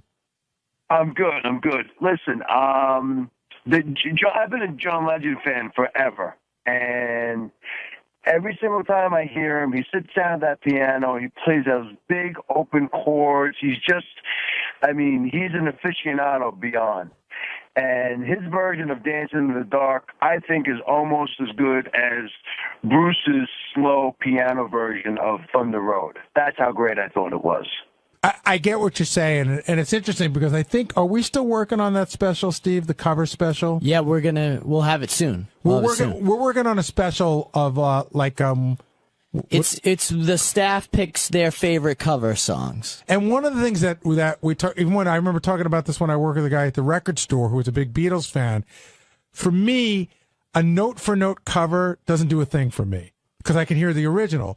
So if you're going to cover something, you have to take it and make it different. And that's a really hard thing to do because sometimes you make it so different that you've now fucked it up. And so it's hard to take a song that's iconic, make it different enough and make you like it. And you're tackling a Springsteen song with you as a Springsteen aficionado. If you're going to do it, you better do it right. Well, you know, I went out to that Bruce Springsteen Music Cares thing. That's where I saw John Legend do it. And we have this email list of about 50 people that are all big Bruce fans, and we all like meet at different concerts and stuff. It's very strange. And it goes from, you know, presidents of record companies to like plumbers. It's just all of us are just crazy Springsteen fans. So when I told them that I booked John Legend and he was doing that song, they could not have been happier, you know. And I liked John's whole rap on I Did It. And I was waiting for Bruce to go, and he heard nothing. Because I get that you're like, hey, I'm doing something. I think I'm doing my best. Just say something one way or the other. Yeah, and let's give Questlove some credit here because he, you know, he's extremely talented, as you know, and he did this for Fallon, and it ended up he performed at that thing you went to. That list you're talking about, though, is that like the Alexander list? Like you don't know who's on it, but then you can be invited to it? Well, you don't know who's on it. You don't have to be invited to it. I will tell you somebody that got invited off it. Who? Jimmy Fallon. What happened? He wanted to get off the list. Too many messages going back and forth? Yeah, because what happens is everybody's a representative of the show. So if somebody one of the 50 people, because a lot of people go to a lot of shows, if they happen to be in Rome, then they will start by saying, hey, I'm in Rome, show starts in half an hour, and then they'll send out an email, first song, second song, third song. So it was I do remember when Jimmy got on the list, it was a period of time where Bruce was playing like every night. And even I would go like, I'd be sitting in my living room and I'd hear like ping, ping, ping. And I go, I got to turn the fucking sound off on this. So Jimmy bailed. And wow, that is geeky, but I get it. I totally get it. And I don't blame him, by the way. I was almost ready to get off. But you stuck with it. Yeah, no, it's a good group of guys. We actually, this is how funny it is. We met, we were all at the Springsteen thing in LA, and we don't always all get together. In fact, so I don't know some of the guys on the list. So one of the guys that was with me said, he sent out a list. He says, if you're here, meet in the lobby in 10 minutes for a picture. And 25 guys showed up. Really? Yeah. It was amazing. We took a great picture. It sounds a little bit like chess club in high school, though. Well, at least it's Bruce instead of chess. That's true. Do you remember anything else from that concert? I do. Mumford & Sons did a great version of I'm on Fire. Natalie Maines and Ben Harper did a killer version of Atlantic City. A lot of people. Neil Young did a very strange version of Born in the USA, like a very funky, metally, fuzzy version. Sting played. There were some country people who got up and did one step up and two steps back. That was great. But then Bruce got up and did like 7 or 8 songs. Wow. Of his own, or did he do No, of his own. I'm kidding. Krista in Denver, you're on the wrap-up show. Hi. I just wanted to call and say I just think Howard is an amazing interviewer. And, you know, even though there's only 2 shows a week, I think they're amazing. They're quality shows. And it's a testament to him. And it's a testament to all of you guys just keeping us entertained when you guys are there. So. Well, thank you. I think for me, one of the great things, and I saw it this morning, was when it ends and I go and I push the door open and John Legend takes his earpiece out and everything. And he's got this look of relief, but also he's like, that was good. Yeah. He said, like, he looked to Howard. He's like, that was good, man. Well, the other thing about, of course, we agree with you that Howard is a great interviewer, and you never know what kind of interview you're going to get in terms of what path he's going to take with these people, but he has the opportunity to go as long as he wants to go and explore different, you know. And John Legend, I think he's on Letterman. I don't know if he's just performing tonight or if he's doing a sit down at the couch. But you're never going to get the length of the interview that you get from Howard. So or and the intimacy, because you can't build up intimacy in 6 minutes. Right. It's just really hard to do. And so the length is part of it, but the other part of it is Howard gets great stuff out of people. They feel very comfortable talking to him. And even when he was talking about Chrissy Teigen and them getting married and was he scared and this and that, I mean, you're going to get an in-depth interview versus just a quick flyover. So thanks for the call, Krista.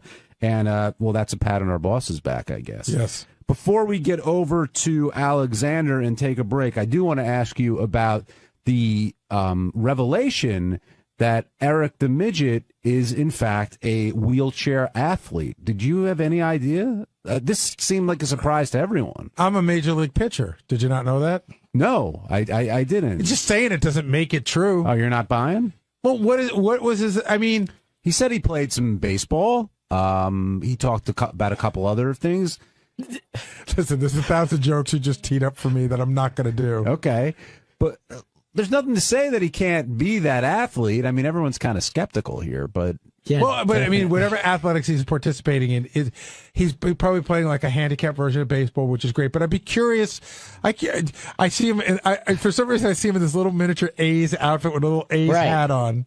I'm trying to picture anything that Eric could do, like anything. He should be on the debate team. They could yell at you. Yeah, the chess team, maybe, and they can all meet for the picture. But you tell me like Eric was like the guys in, what was that documentary, Murder Ball? Murder Ball? In their wheelchairs. You think he's playing 5-on-5? I have no idea. Well, you think he could hold the basketball? I don't know. Look, I'm taking the man at his word, and he didn't back down from that wrestler at all. He was ready to go, maybe not on his tickets, but he's ready to attend that event and face that wrestler face to face, even if he's going to get kicked in the face by this wrestler, apparently. Do you think that he bases that on the, like in the old Bugs Bunny cartoons, like you wouldn't hit a man with glasses, would you? Yeah. Like, do you think he's all tough guy because who's going to tip over his wheelchair? I think that's part of it, and it's wrestling, which we know has some fake elements to it.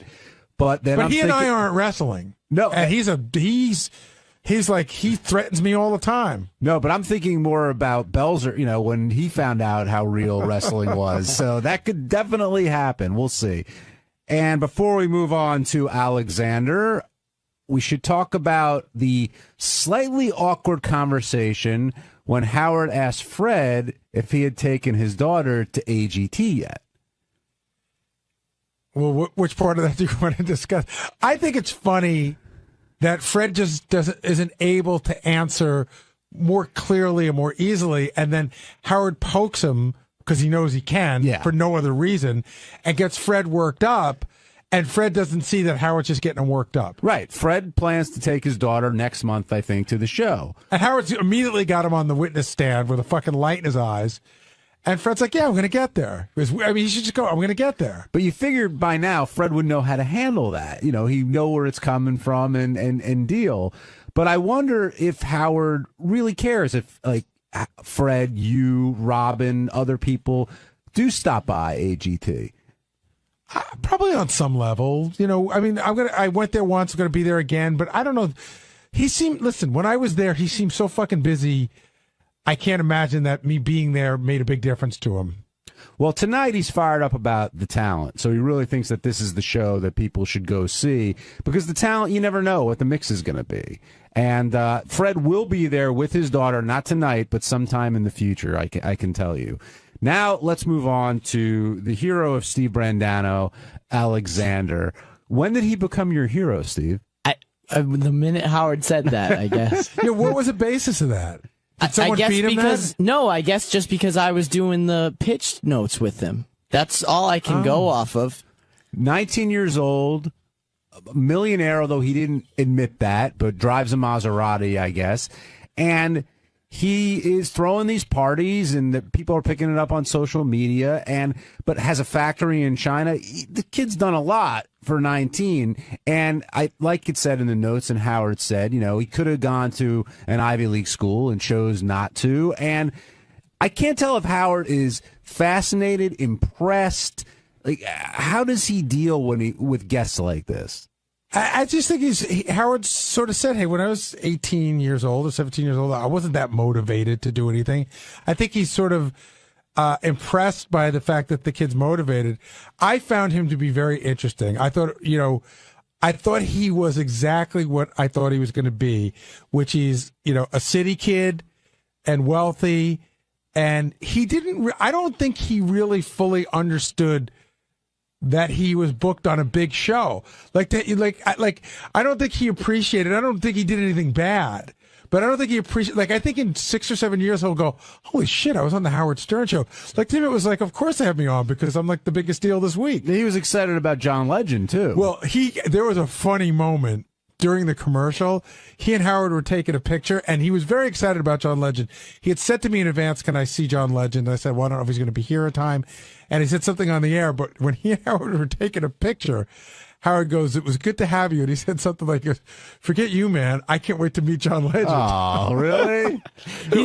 He's definitely a young kid. Yeah, that came across. Exactly. He's a kid. And knew what he was doing at a very young age when he did that levitation scam. At 11 years old. At 11 years old, he's scamming people with reversing the tape, jumping off the steps. But that's when JD said he became, not a fan of his. But beforehand, everyone thought JD was going to be jealous of this kid, but he didn't seem to be. He is. You think? I think JD's trying to tone down his anger, but he's got a lot of it. I don't think so. I think that, again, with JD, it's always the unwarranted fame, and the fact that this kid made his own money and is actually doing something, he just wasn't put on a reality show. I think that's JD's problem with those things. Interesting. Bobby, you're on the wrap-up show. Bobby, you there? Yeah, I'm sorry. That's okay. First time, long time. Just calling in, you want to know something about wheelchair soccer. Please, explain.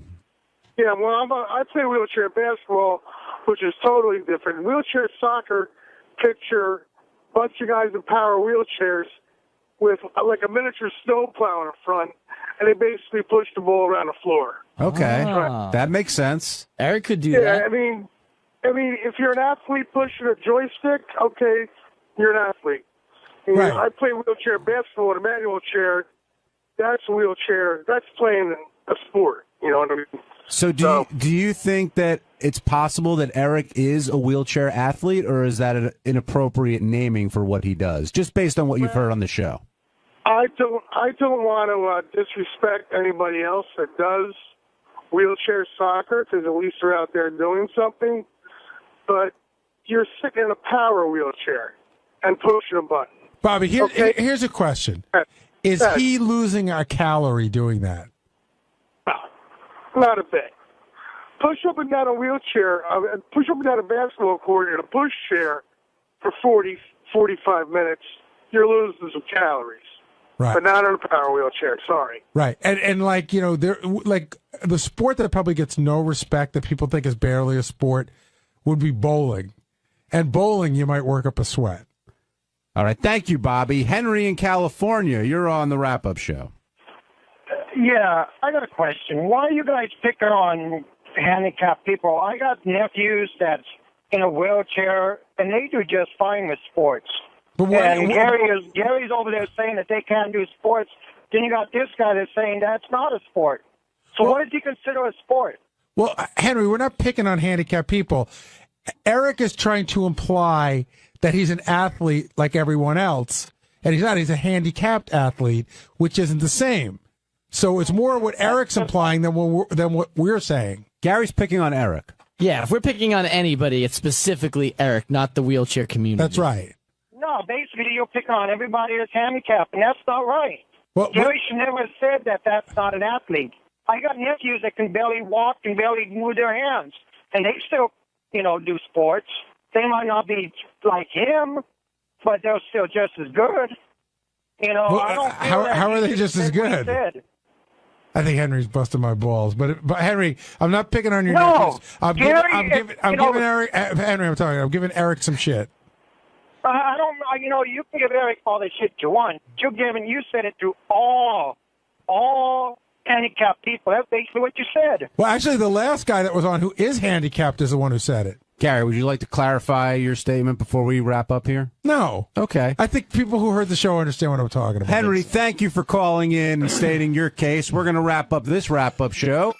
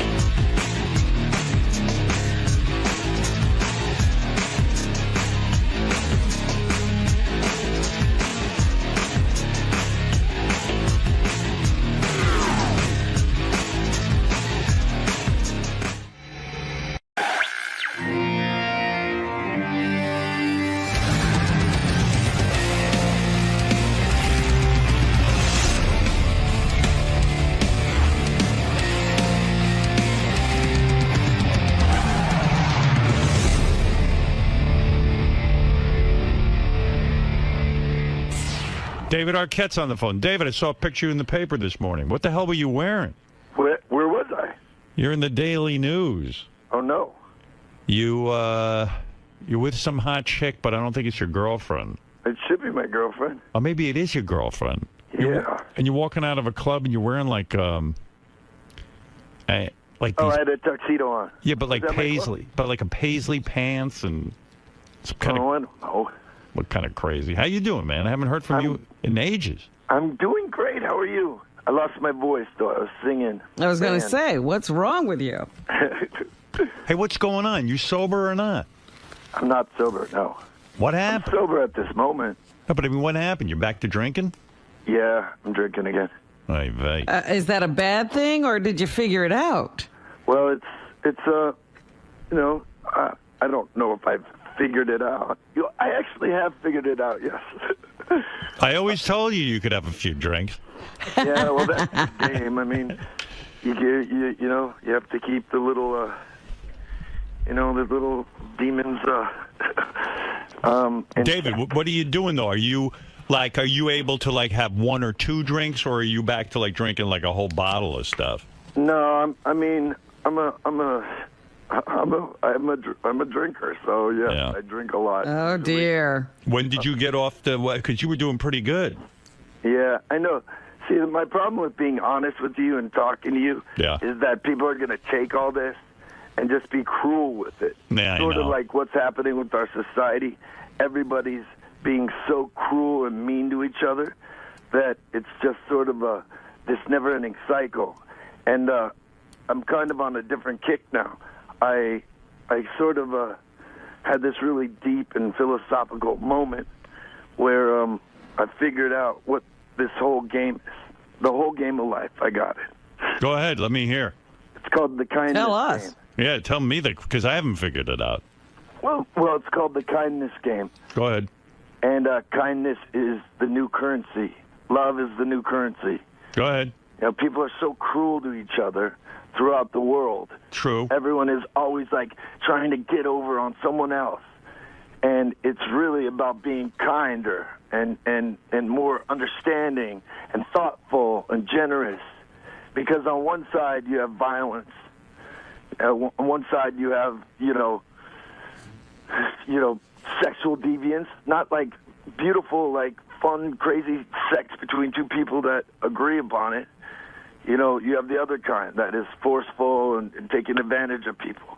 You're On not one drunk, side, you you're have high. violence and You're people high. hurting others. On the other side, you have love. What? I said you're not drunk, you're high. No, I'm not. I was going to say, this isn't helping his case. What? You smoking any weed or are you just drinking? I'll smoke a little weed. I mean, I don't really want to Oh, my goodness. all that because the problem is people are going to take this and start talking about it. No, what I Talking admire about me and talking about each other. Can I And tell you that's something, the David? problem that's going on is everybody's talking about everybody else. There's a lot of gossip, you're right. But you know what? I'll tell you this. I admire your honesty because so many people who, go to rehab, they get sober and then they lie when they are drinking. Like they're in full-blown fucking denial. Right. You're like, no, I'm drinking. Well, there are no secrets in the world at all. You know what I mean? Ultimately, everyone knows everything. So you have to. Yeah, I kinda live knew he your was life. drinking, and we hadn't even talked to him. Are you concerned, David, that you're drinking, or are you like, hey, I think I got this under control? When I had this sort of I don't know, this new understanding of like the kindness game and what's going on out there. Go ahead. I was walking. I was drunk, but I wasn't that drunk. But I was walking back from a club in Las Vegas with my girlfriend. Right. And there was a guy walking in front of me who was drunker than I'd ever seen anybody drunk. And my phone was out of juice. I actually wanted to film him because it was so funny and just to like remind me never get this way. Yeah. But it was actually like, oh wow, and I just was watching him. I was watching him walk. And then I went to an elevator. We got on the elevator, and there's this guy there, and I was like, hey, how's your night tonight? He said, it sucks. I just lost $15,000. He was so bummed.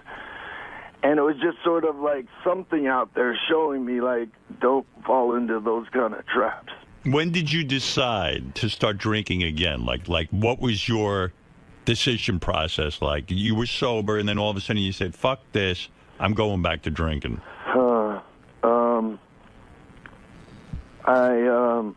It was, you know, I'd been sober for 2 years and 4 months, and I don't know, I don't know, I just felt like it. I felt like I just needed to,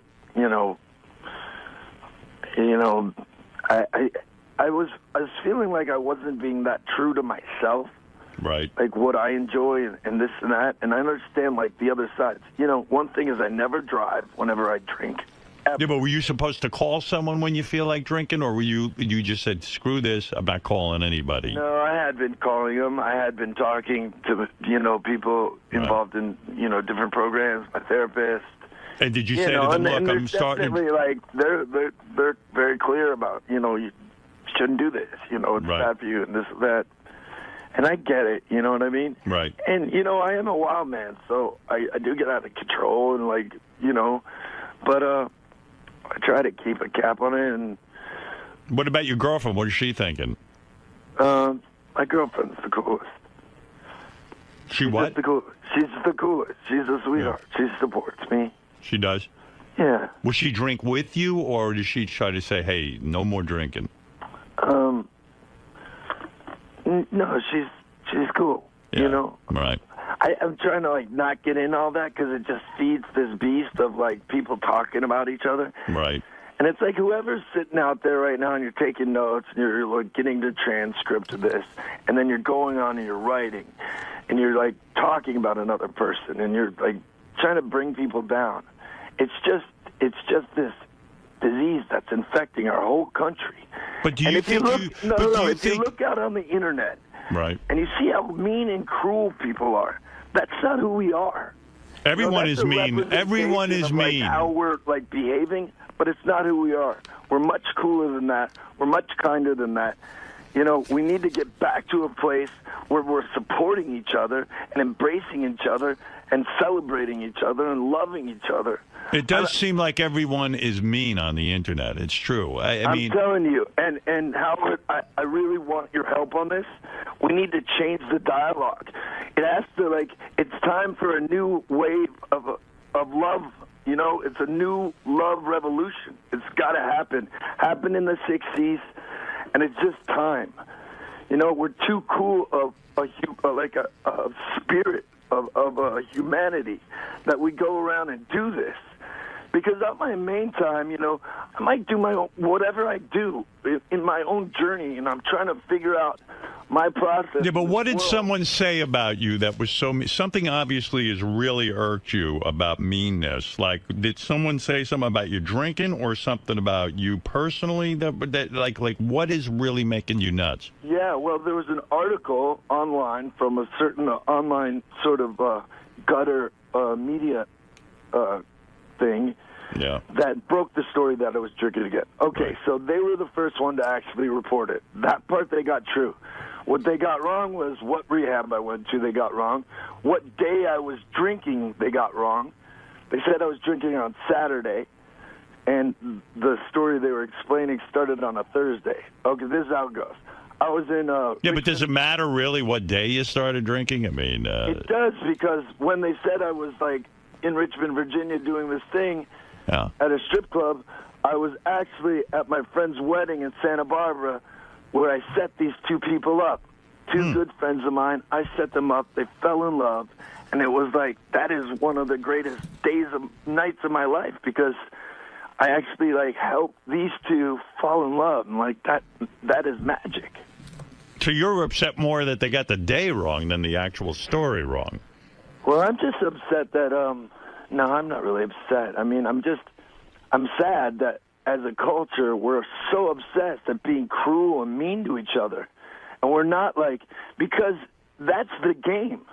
I'm telling you, Howard, is Courtney speaking to you about your drinking, or are you upset because Courtney and you were broken up? Maybe that's what. Courtney's super cool too, man, right. And everybody's getting along and understanding, and like now we're like practicing what I'm talking about. We're like being kind and loving to each other rather than everyone is, you know. Right. She's cool to my new girl, and my new girl's cool as my ex, and everybody's getting along, you know. Right. Well, hey, listen, man. I know what you mean. It can get to you. No. But at the same point, I gotta tell you though, David. I'll be honest with you. Yeah. I'm worried about you only because, you know, I know you got a problem with alcohol. Those things tend to get out of control. Yeah, as long as you know. I mean, I know some guys who. Whatever I do, you know, I'm going to go through this journey and figure out my life. Right. You know what I mean? Yeah. I'm a responsible person. I have my daughter 3 days a week. I'm incredibly responsible. Right. You know, I'm living my life, but the thing is, I'm really trying not to hurt people and be cruel and talk mean about people. And it really has to change. It's this, you know, silly game where we're all caught up, and the only thing is like us getting up, like whoever, you know, me pushing my own self, and, you know, it's all ego and all this shit. Like our whole world's like twisted. And the fact of the matter is, it's all about love. That is the new currency. And the kinder you're going to be, the more sort of you bring your friends into certain projects, you like help another, the more you start like focusing on the love part and play the kindness game, the more we're going to start shining. I got nervous because I read, again, I'm reading this. Yeah. You were on some movie, and now you're not on the movie. They Okay, replaced this is a it. perfect story. It's the Go same ahead. people that have been up my ass, and they're probably going to write a story about this, too. But good, clear this up with the movie thing. Now, were you fired for partying on a movie or something? No, I was not fired for partying Okay. at all. Go ahead. Okay, it was this movie I was doing. We were filming in Covina. I had shot 3 days on it, and I went to the set, and I'm playing this prick, like, who's trying to sell a house out from under his ex-wife who has ALS. Right. A really asshole character. He's Right. a yuppie and all this shit. So I'm playing this character, and, you know, I didn't really get any response from the director that he wasn't liking my performance or this or that. But I'm doing this scene, and it's feeling kind of awkward, and the lines aren't coming easily, and it's a little weird scene. And I turn, and I'm having the scene with Anthony Michael Hall. Right. I'm a huge fan of Anthony Michael Hall. He's a great man, a great actor. Good actor, yeah. Yeah, and we're having this scene together, and as I'm saying my lines to him, I'm thinking in my head, this guy would be better for the part than I am. And so we finish the scene, everything's great. I go home, and when I get home, the director calls me, and he says, David, I don't think it's working out. I'm not feeling the character. And I said, well, Carl, it's you're kind of out of left field. You didn't tell me on the set that you weren't, like, happy with what I was doing. Right. And I said, listen, even I was sitting there today, and I was looking at Anthony, and I said, Anthony, Michael would be better for this role than I am. That and was he said, generous. Yeah. Wow. So you weren't upset Essentially, about it. I got dumped on the set. So you were all for the change. You felt like you couldn't handle the part, and that wasn't something you wanted to do. Well, I could handle the part. It just would have been a different direction, you know, to cut it all together. But the director wasn't happy with it, and he has his own vision for it, so I get it. Right. You wanted to play it a different way than he did. Yeah. Oh, all right. But it's sad because So creative differences. A really sweet guy, but he you know, he might not have known he was talking to, you know, journalists or this or that.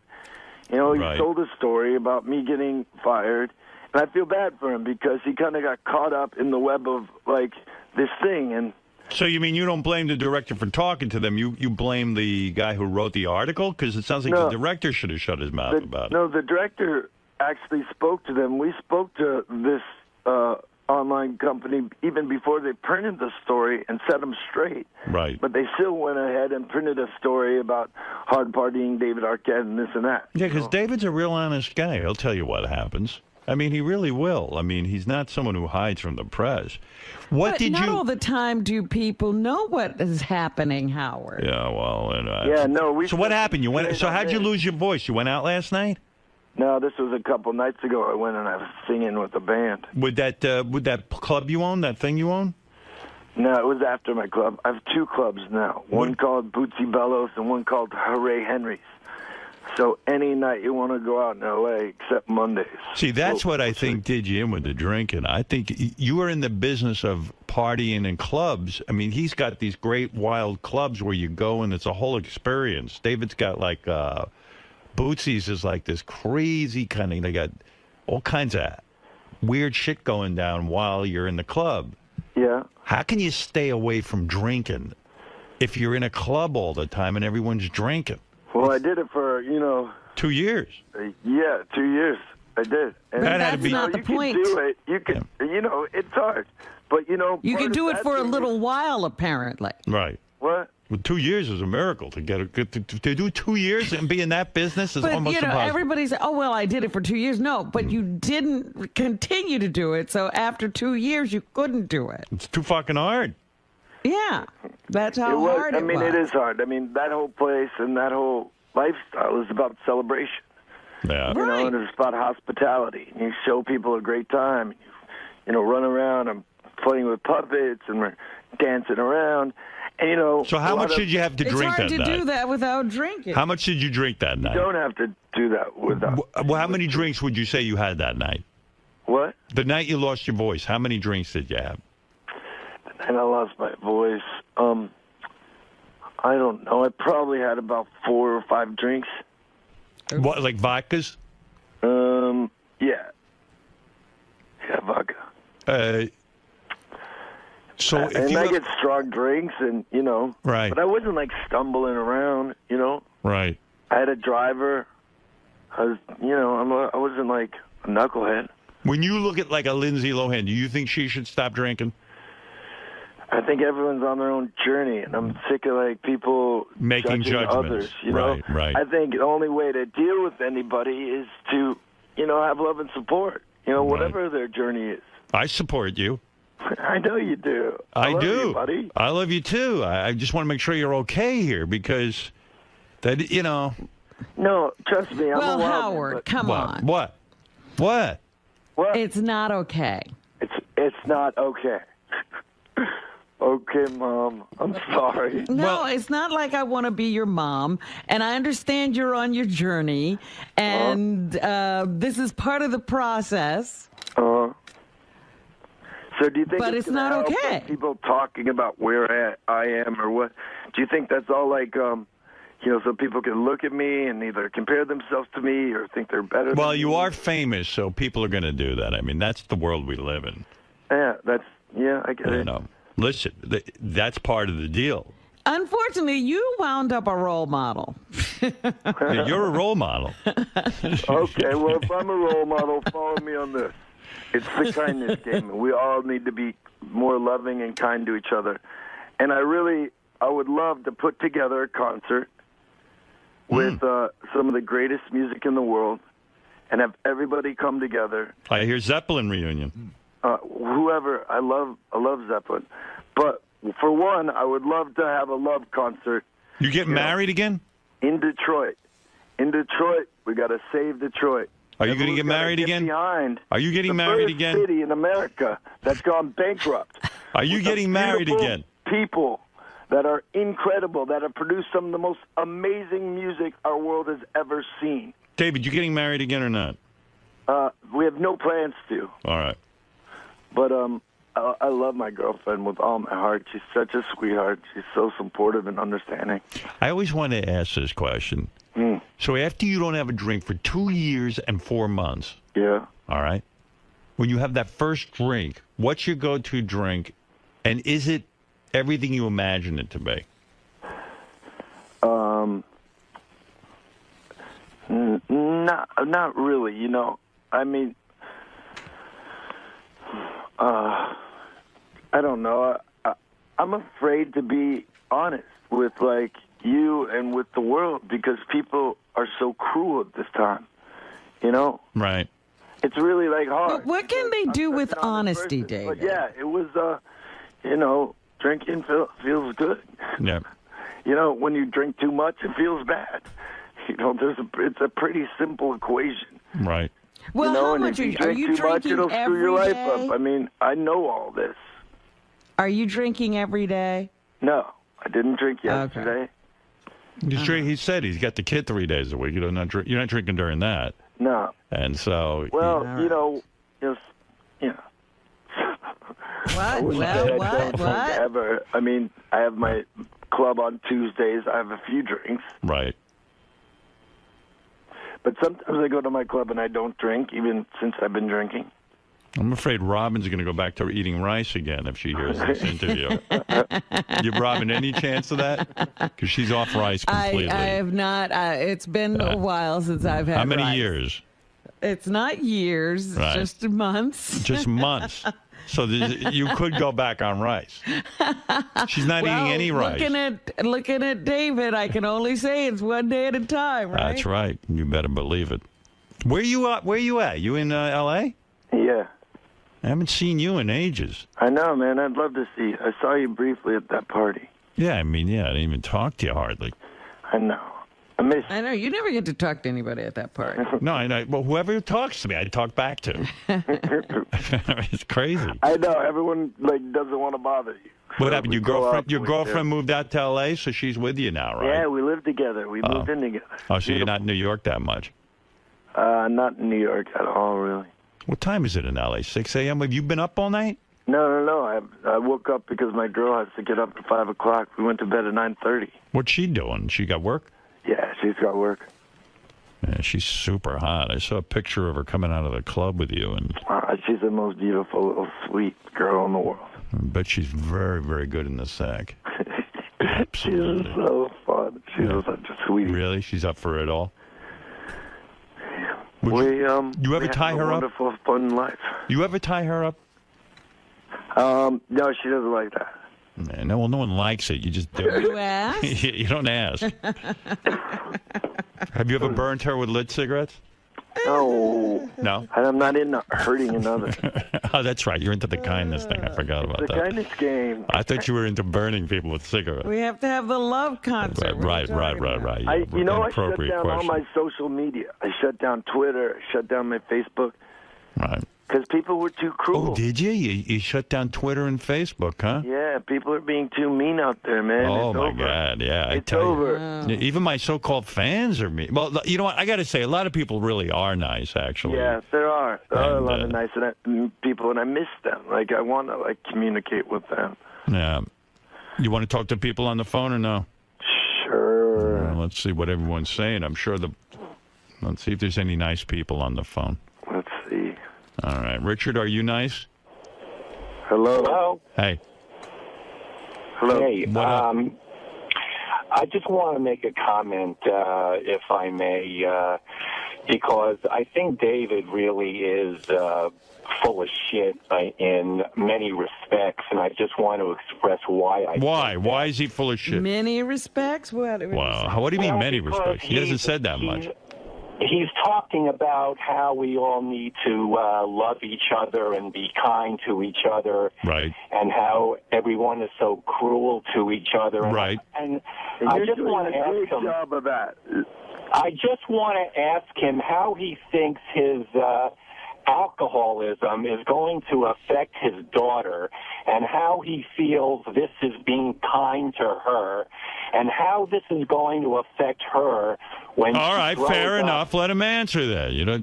Yeah, that's a good question. Let me let him talk. Let him answer. Okay, fine. Go ahead. Is he mean, David? Yeah, I mean, there's a cruelness to the way he's talking to me. Right. And laying it all out. But I hear his point, and that is part of my responsibility of how I have to try to keep it under control. That's right. But I'm on my own journey, and so is my daughter. As much as I'm having to be her parent, we all. Go ahead, Max. We're learning. Max, you're on the air with David Arquette in the Bronx. Hello. Yeah. Hey, what's up, Dave, man? I got to say, I completely agree with you, man. The whole world is just crazy with social media today. it's just like a bunch of nameless, faceless people out there that can be so cruel, but if you ever to meet them in real life, they would never say any of this stuff to you. That's a good point. Sometimes if you go knock on these fuckers' doors, I read his story, unbelievable. David will like this. Was I think the guy was a professional wrestler or something, and some guy was boxer. A boxer, yes, it was a boxer. Robin's right. And the guy was on Twitter, and some dude was calling him out and saying all kinds of shit about his wife and his kid. Fucking boxer hired a private eye, tracks down where the guy lives, walks over, knocks on his door, and goes, "Okay, dude. Here I am. Now say this shit to my face." The fucker starts crying at the door, won't say a word, and then made a public apology and said that it was all wrong what he said. David, maybe a lot of the meanness has to do with the fact that people have anonymity when they say it. They hide behind pseudonyms. Yeah, that's true. Yeah. I'm sure. Yeah. Let me just say one more thing before I hang up. Dave, I love you, man. You don't sound too good. I feel bad. I hope that you get the help that you need or whatever it is. But I just want to say, man, I'm a big fan. Thank you, buddy. I appreciate that. All right, Max. Oh, there's some nice. You know, my voice really is. I was screaming with a band, so that's why my voice is shot. You blew out your pipes, bro. What? You blew out your pipes. I blew out my pipes. Yeah. Hey, David, listen. I'm glad you called in because it's been way too long. I haven't spoken to you in so long. And David emailed me over the weekend. Oh, he did? Yeah, he did. And one of these days we'll get together. If I ever go out to L.A. again, I guess. Yeah, man. Yeah. I'd love to see you. I miss you. I love you. Miss you too. You know, I hear people. I take it all in. But I am a really kind person when I do meet people in person. Right. And I really do want to start a new dialogue about love. It's what Bob Marley was talking about. It's what John Lennon was talking about. It's what we all need to be talking about because we're all on the same playing field. We're all equal, no matter what our problems are. Who's more about love than me? No matter wrong, no matter if we're the shittiest person in the world or the sweetest person in the world, we're all equal. And this whole looking up and looking down at people, it's over. You know, it's not honoring us. We're all little pieces of, like, something bigger. And what's bigger is it's the game, the kindness game. Whatever's up there wants us to be kind. It wants us to, cultivate love. And that's how we're going to succeed in this, like, journey. And then you know what? Once we start doing that, our art's going to get better. Our music's going to get better. We're all going to start, like, seeing and talking and being more honest with each other. And, I got my own problems, yes, and I will, like, sort them out. I go to a therapist. I really am working on myself. I'm trying to discover, like, what it is. This was a big part of it, me figuring out, like, this kindness game. And I'm serious. I want to start this crazy game. I want to do a crazy concert that all is about love, and it's for the people. You raise the money for the people, and I want you to help. All right, Howard? I know. Me? Help with kindness? Who's kinder than me? Whichever way you can. All right. I know. Well, what you are is, like, you're amazing. I mean, you really did. You were honest. That's your greatest quality. Is that you're honest and you bring out this incredible honesty. There's an intense cruelty, too, with some of the joking. I mean, you know what? I forgot his name. Eric the actor. Eric the actor, yes. Yes, Eric the actor just gets dumped on all the time. And he's so enraged about people being Talk so about cruel. cruelty, yeah. Yes, very cruel. All right, David, listen. Yes. I love you. I'm gonna come see you. I'm gonna call you. I love you, buddy. I'm gonna check up on you. Thank you. All right, and Love whatever you, path Robin. you take, man, I hope. Fred, Benji, love you guys. We all love you too, We love you too, David. All right, y'all. All right. Play Later. the kindness game. Spread it. No. All right. Yes. Later, brother. Bye. Bye. That's David Arquette. I'm making the big announcement. He's back to drinking. Oh. But I hope he's okay. That's all. Listen, I got a couple of friends who have all been sober, and then went back to drinking. And some of them are doing just fine. You know, they have And some it under aren't. control, and some aren't. That's the question. It's which group is David in? Yeah, well, he knows the answer to that. So, Gary, the show has been friends with countless celebrities over the years, and this phone call with David Arquette is a perfect example of getting this sort of insider access to their life. Having said that, can you kind of gauge where he's at, in your opinion, based on, what you know about celebrities and problems and alcoholism? Listen, I'm an outsider. I don't know his life. I love David. I think David's a great guy. I think that once you've gone to rehab to stop drinking, you have to not drink anymore. And I know he's on a journey, and, I feel like there's a lot of rationalization going on there. But at the end of the day, he probably needs to not do this, and he's got to figure out the way that that's going to happen. Because he's been on the show a lot, and we've sort of seen him through a lot of ups and downs and stuff like that. Where, based on that information, I know you're not on the inside, but does he sound like this is Hollywood speak with his kindness is the new currency? Is this? Well, listen, I get the kindness is a new currency has nothing to do with whether he's drinking or not. Those are two separate issues. And if you spend time going to rehab, you're probably saying to yourself, hey, this isn't something I should be doing because I'm not my best when I'm doing this. So why he's throwing that out the window now, I don't know. But he's got to figure out how to get there. I guess that's his journey. I can't wait. In the coming weeks, we have Metallica's gonna come in and perform live. I can't tell you how excited I am about that.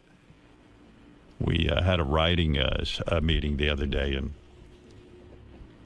Richard Christie's sitting there, and he raises his hand and he goes, I would do just about anything to sit on the couch when Metallica is in there playing. I would even make out with John Hine for 10 to 15 seconds. And, I'm sitting there going, what, how does a guy, forget about, how did he come up with John Hine? All right. Not only is it bizarre that he's going to make out with a man to see Metallica play in the studio, but, how do you come up with the name John Hine out of all the guys here? Well, you should know. So this writing meeting we do in a big conference room every week, and everyone's around the table. So when he says John Hine, John Hine's eyebrow goes up. Like, who the fuck? Well, how did I get involved? No one told me about this. Yeah, right. But I thought you can make out with Will, Sal. How did he come up with John? I just feel John Hine would be a very funny guy for him to make out. It would be, but to have a name, it'd be one thing to say, I'll make out with a guy on the staff. Right. He specifically said John Hine. And I don't want to do it. I by the way, I would watch it. Yeah, right. That's the other. I don't want to do it, but I don't want to make out. He always says that, but he suggests these things. Howard, it's every week when we go into the writing meeting, we laugh to see how many ideas when Richard gets up to pitch will be him gay. doing something gay or naked. It's 90% gay and naked. Where is he? I don't know. Richard, come here.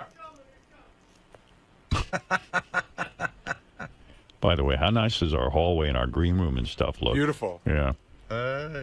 Hey, why John Hine? It's just funny stuff with John Hine because he's the most. John's not going to make out with you. You never know until you ask. Right. You just think it would be funnier. That's what I thought. Yeah, it's just funny. If I did it with Mike Morales. When you say make Sal, out, you mean tongue? Yeah, like Lisa G and Ronnie did. But hold on, it would be funny if you did it. Wouldn't it be funny if you did it with JD? See, doesn't that look funny? I was trying to kiss Gary. Go ahead, kiss him. Wouldn't it be funny if you did it with JD? Kiss him. Kiss him. Kiss Gary. No. Go ahead, kiss him. I'm going to choke you. He's trying to choke me. But if you did it with JD, that'd be funny. Why not JD? I could lean in and kiss Gary right now. But JD won't kiss. But neither will John. In other words, there's 10 Why don't you make out with High-Pitched Mike? He might do it because he's gay. But it's not as funny. Oh, it'll be funny. Well, I'm not up for it. But what do you mean you're not up for it? But he's up for John. That's what I'm saying. There's something going on. Why are you up for John over High-Pitched Mike? I don't know. Something about making out with John Hine is hilarious. He said in the meeting, by the way, he goes, I don't want to make out with High-Pitched Mike. He's his mouth has been in some weird places.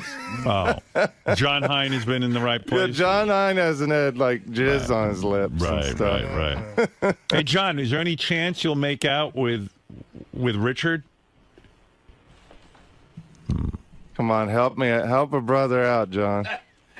I will allow you to sit in with Metallica if you make out with John Hein. There's no doubt. And that's what makes it not a gay stunt, because I get to see a manly band like Metallica. Are you up for this in any way? Absolutely not.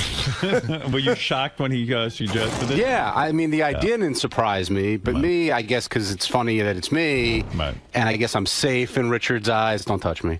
But no, and then I was like, what's in it for me? He must be. Well, that's ridiculous. I know. What's in it for You're you? a team player. Richard, that's what's in it. But you must be attracted to him a little bit. I mean, more he's- than High-Pitched Mike. I'm not. I know nobody believes me, but I'm not a gay homosexual man. And but John is You handsome. kind of are, though, in the sense that you would make out with a guy. I mean, that's gay. Yeah, but a lot of guys do that, drinking just for fun and goofing around. No. You know? All right. Well, anyway, there it Where's is. his evidence? I don't know. He makes statements that I've never heard before. Well, a lot of my buddies. All right. have Well, done. go find a guy to make out with, and if you do, maybe we'll have you in here for Metallica. Like, well, what about Jason Kaplan? Jason, will you make out with him? Would you do that? If you do it, No, I won't make out with you. I'm sorry, dude. Metallica will be here regardless. You would make out with Jason? Yeah, why me? To sit on the couch to watch Metallica, of all course. right. If you can convince him to do that, I would. Is it wrong that I'm flattered? Because he just no. turned Gary down, Right. and I'm in. I actually feel good about myself for a second. Well, will you do it for 15 seconds with him? No. Why not? Because I don't want to make out with you. But it'll be remembered as a great stunt. It's funny. You'll go down in history. I'm not looking for that. He'll be on the front page of HowardStern.com. Would you make out with Sal? Yeah, but I don't think Sal will do it either. Really? I think he would. He said in the Your meeting. boyfriend won't make out with you? He said in the meeting he won't. Oh. Rejected. I think he would, actually. No, Howard, he said, Sal, come here. He says, no way. Why no way, Sal? It's the gayest stunt ever. That's gay. But you touched his taint. That's not as gay as making out. Making out is too intimate. Will any guy here make out with blowjob? Will anybody make out? Yeah, like you would. Hey, Sal, you would let him blow you, but you won't make out with him. Absolutely. Wow. So if you blow Sal, you can sit on the couch. No, I ain't going that far. I like Metallica. I'm really confused. Give me a rim job. I don't even understand Would you the taste limits. Sal's semen? If Sal brought in semen, would you put your finger in it? No, I'd put my finger in it, but I'm not going to taste it. Why not? Could I put it on a cracker? Would you tongue my asshole, Richard? No. Eh. No. Will you let him tongue your asshole? Yeah. I'll let him stick his tongue up my ass. I like he'll do that, but he won't make out with me. Will you stick your tongue up his ass, and I'll let you sit in with Metallica? Oh man, that's brutal. Will you do it? Plus, you know he's gonna take a shit no, and make it stink. Well, maybe you could use shittens. It can't be worse in the future. Could I put a condom on my tongue? No. No. Oh, please. Ah. We want you to get disease. Richard, 3 quick jabs up my ass. If I can put a condom on my tongue, I would. All right, I don't want to talk about this anymore. Go find the guy. Go find the guy to make out with, and then come back and see. Well, me. there's a lot of guys, like gay guys, that would do it, but I right. just think it's funniest with somebody like John Hein. Well, you're not going to get John Hein. You know what'd be really funny? There's a lot of guys down at the gay channel do the morning show. They're all like bears. They're like big, hairy guys. Yeah. You see them all the time, Richard. Would you make out with one of those guys? No, because I don't know them. I want to, know the person. Know them. Yeah. Well, no straight guy is gonna make out with you. Yeah. Well, Jason's a big Metallica fan. What if you got to sit on the couch too? All right, I'm up for that. And Jason said I know there's a certain song he wants him to play. Like he would flip if they played this song. You want to make out with him on any condition? Would you? No. I don't want to make out with him for any condition. I don't want to. I don't care what song they play. I don't care if I get to play with them while they're playing. I support your decision, Richard. And I'm a little shocked because I'm usually never brought into these sorts of things. But no, well, thank you were in the room, so you're the one I thought of. Thank you. One idea somebody would think might do. Would you make out with Ronnie? Oh man, I don't know. All right, if you make out with Ronnie. That'd be great. Would Ronnie? What's wrong with Ronnie? How about David Arquette? He might be up for it. He's back to partying again.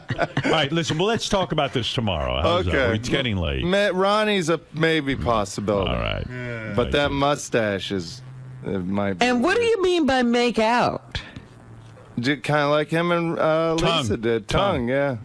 Right. So there's got to be a time limit. At least 15. All right. Thank you. Please get me out of this if you don't mind. I'll make out with you, Howard. No, it's not going to. Would you make out with Richard so we can do this, Ronnie? Would you make out with Richard? What? What do I get out of it? I don't know. You want to Kissing Richard? Metallica? No. I'm a good kisser. I can walk in here anytime I want during Metallica. All right. Metallica. Metallica. What am I going to get? What am I going to get out of it? What am I going to get out of Metallica. You get a passionate kiss. No. From a friend. You've always been bi-curious. I need more. I need more.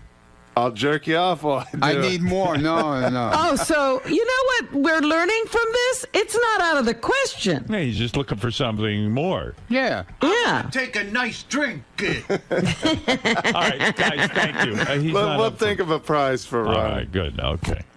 Enough. But you know what, Howard? For you, Richard would swallow. For me, what? If you let him... Would you blow me and swallow? He would give you a blowjob. Would you blow me and swallow, honestly, if I let you?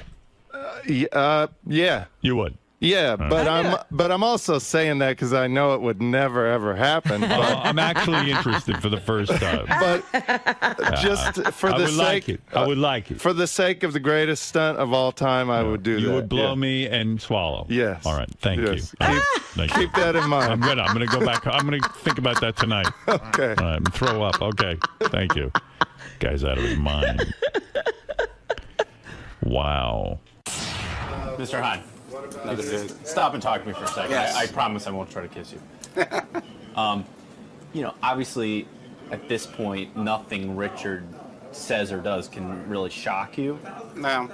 But when it's you specifically, does that kind of like throw you off around? Have you been looking at him differently? Have you been noticing the way he's been observing you? No, because Richard's always been that way. I think that Richard chose me for two reasons.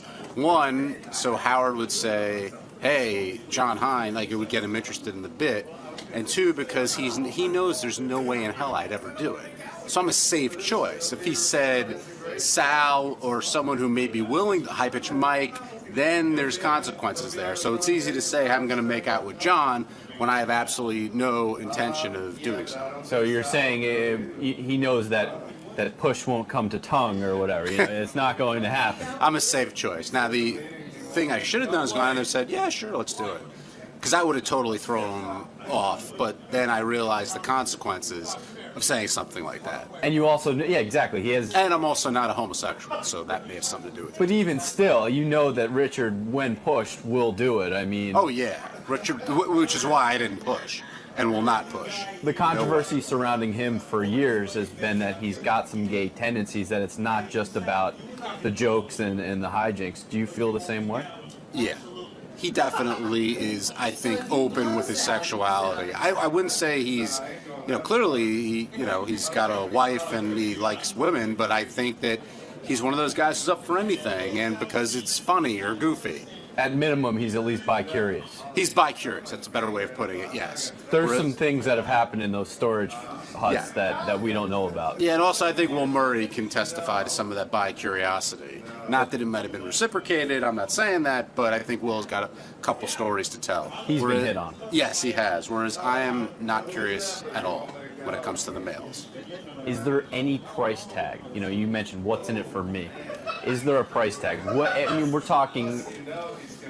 Greg, I guess the clearest way I could put it is you could have Rush come in here, play in that studio, and I would not kiss Richard or any other guy to see it.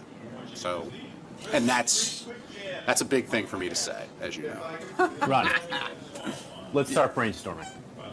What's it going to take? You mentioned the question. What's in it for you? Let's name some of your dream camps. You know what it is. NASCAR. Everybody knows here what it is. Everybody knows. If you can't figure it out, you're pretty stupid. There's one thing that you want.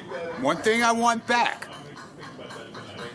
A certain plugs. A certain tour? No, certain plugs. Yeah.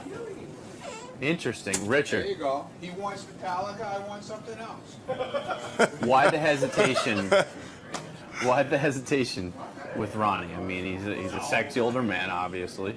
Why the reservation? Is it sort of the same as the high-pitched mic theory that tongue's been all over town? No, it's just that I think Ronnie would get too into it, and I'd have to really do it. Like if I made out with John Hine, he'd hold back a little, and I wouldn't have to. It wouldn't be very passionate. I think with Ronnie, it'd get really passionate, and he'd pull me in. What about Nick Rucker? I wouldn't be able to get away. He likes to make out with guys. No thanks, dude. No, he does. He does. I make out with him privately. Yeah, I know. We'll wait for the Christmas party. So Richard, I know you make out with him. What you're saying is if you pair up with Ronnie, you run the risk of losing dominant alpha male status. Yeah, you might get I think dominant. Ronnie's going to be the takeover.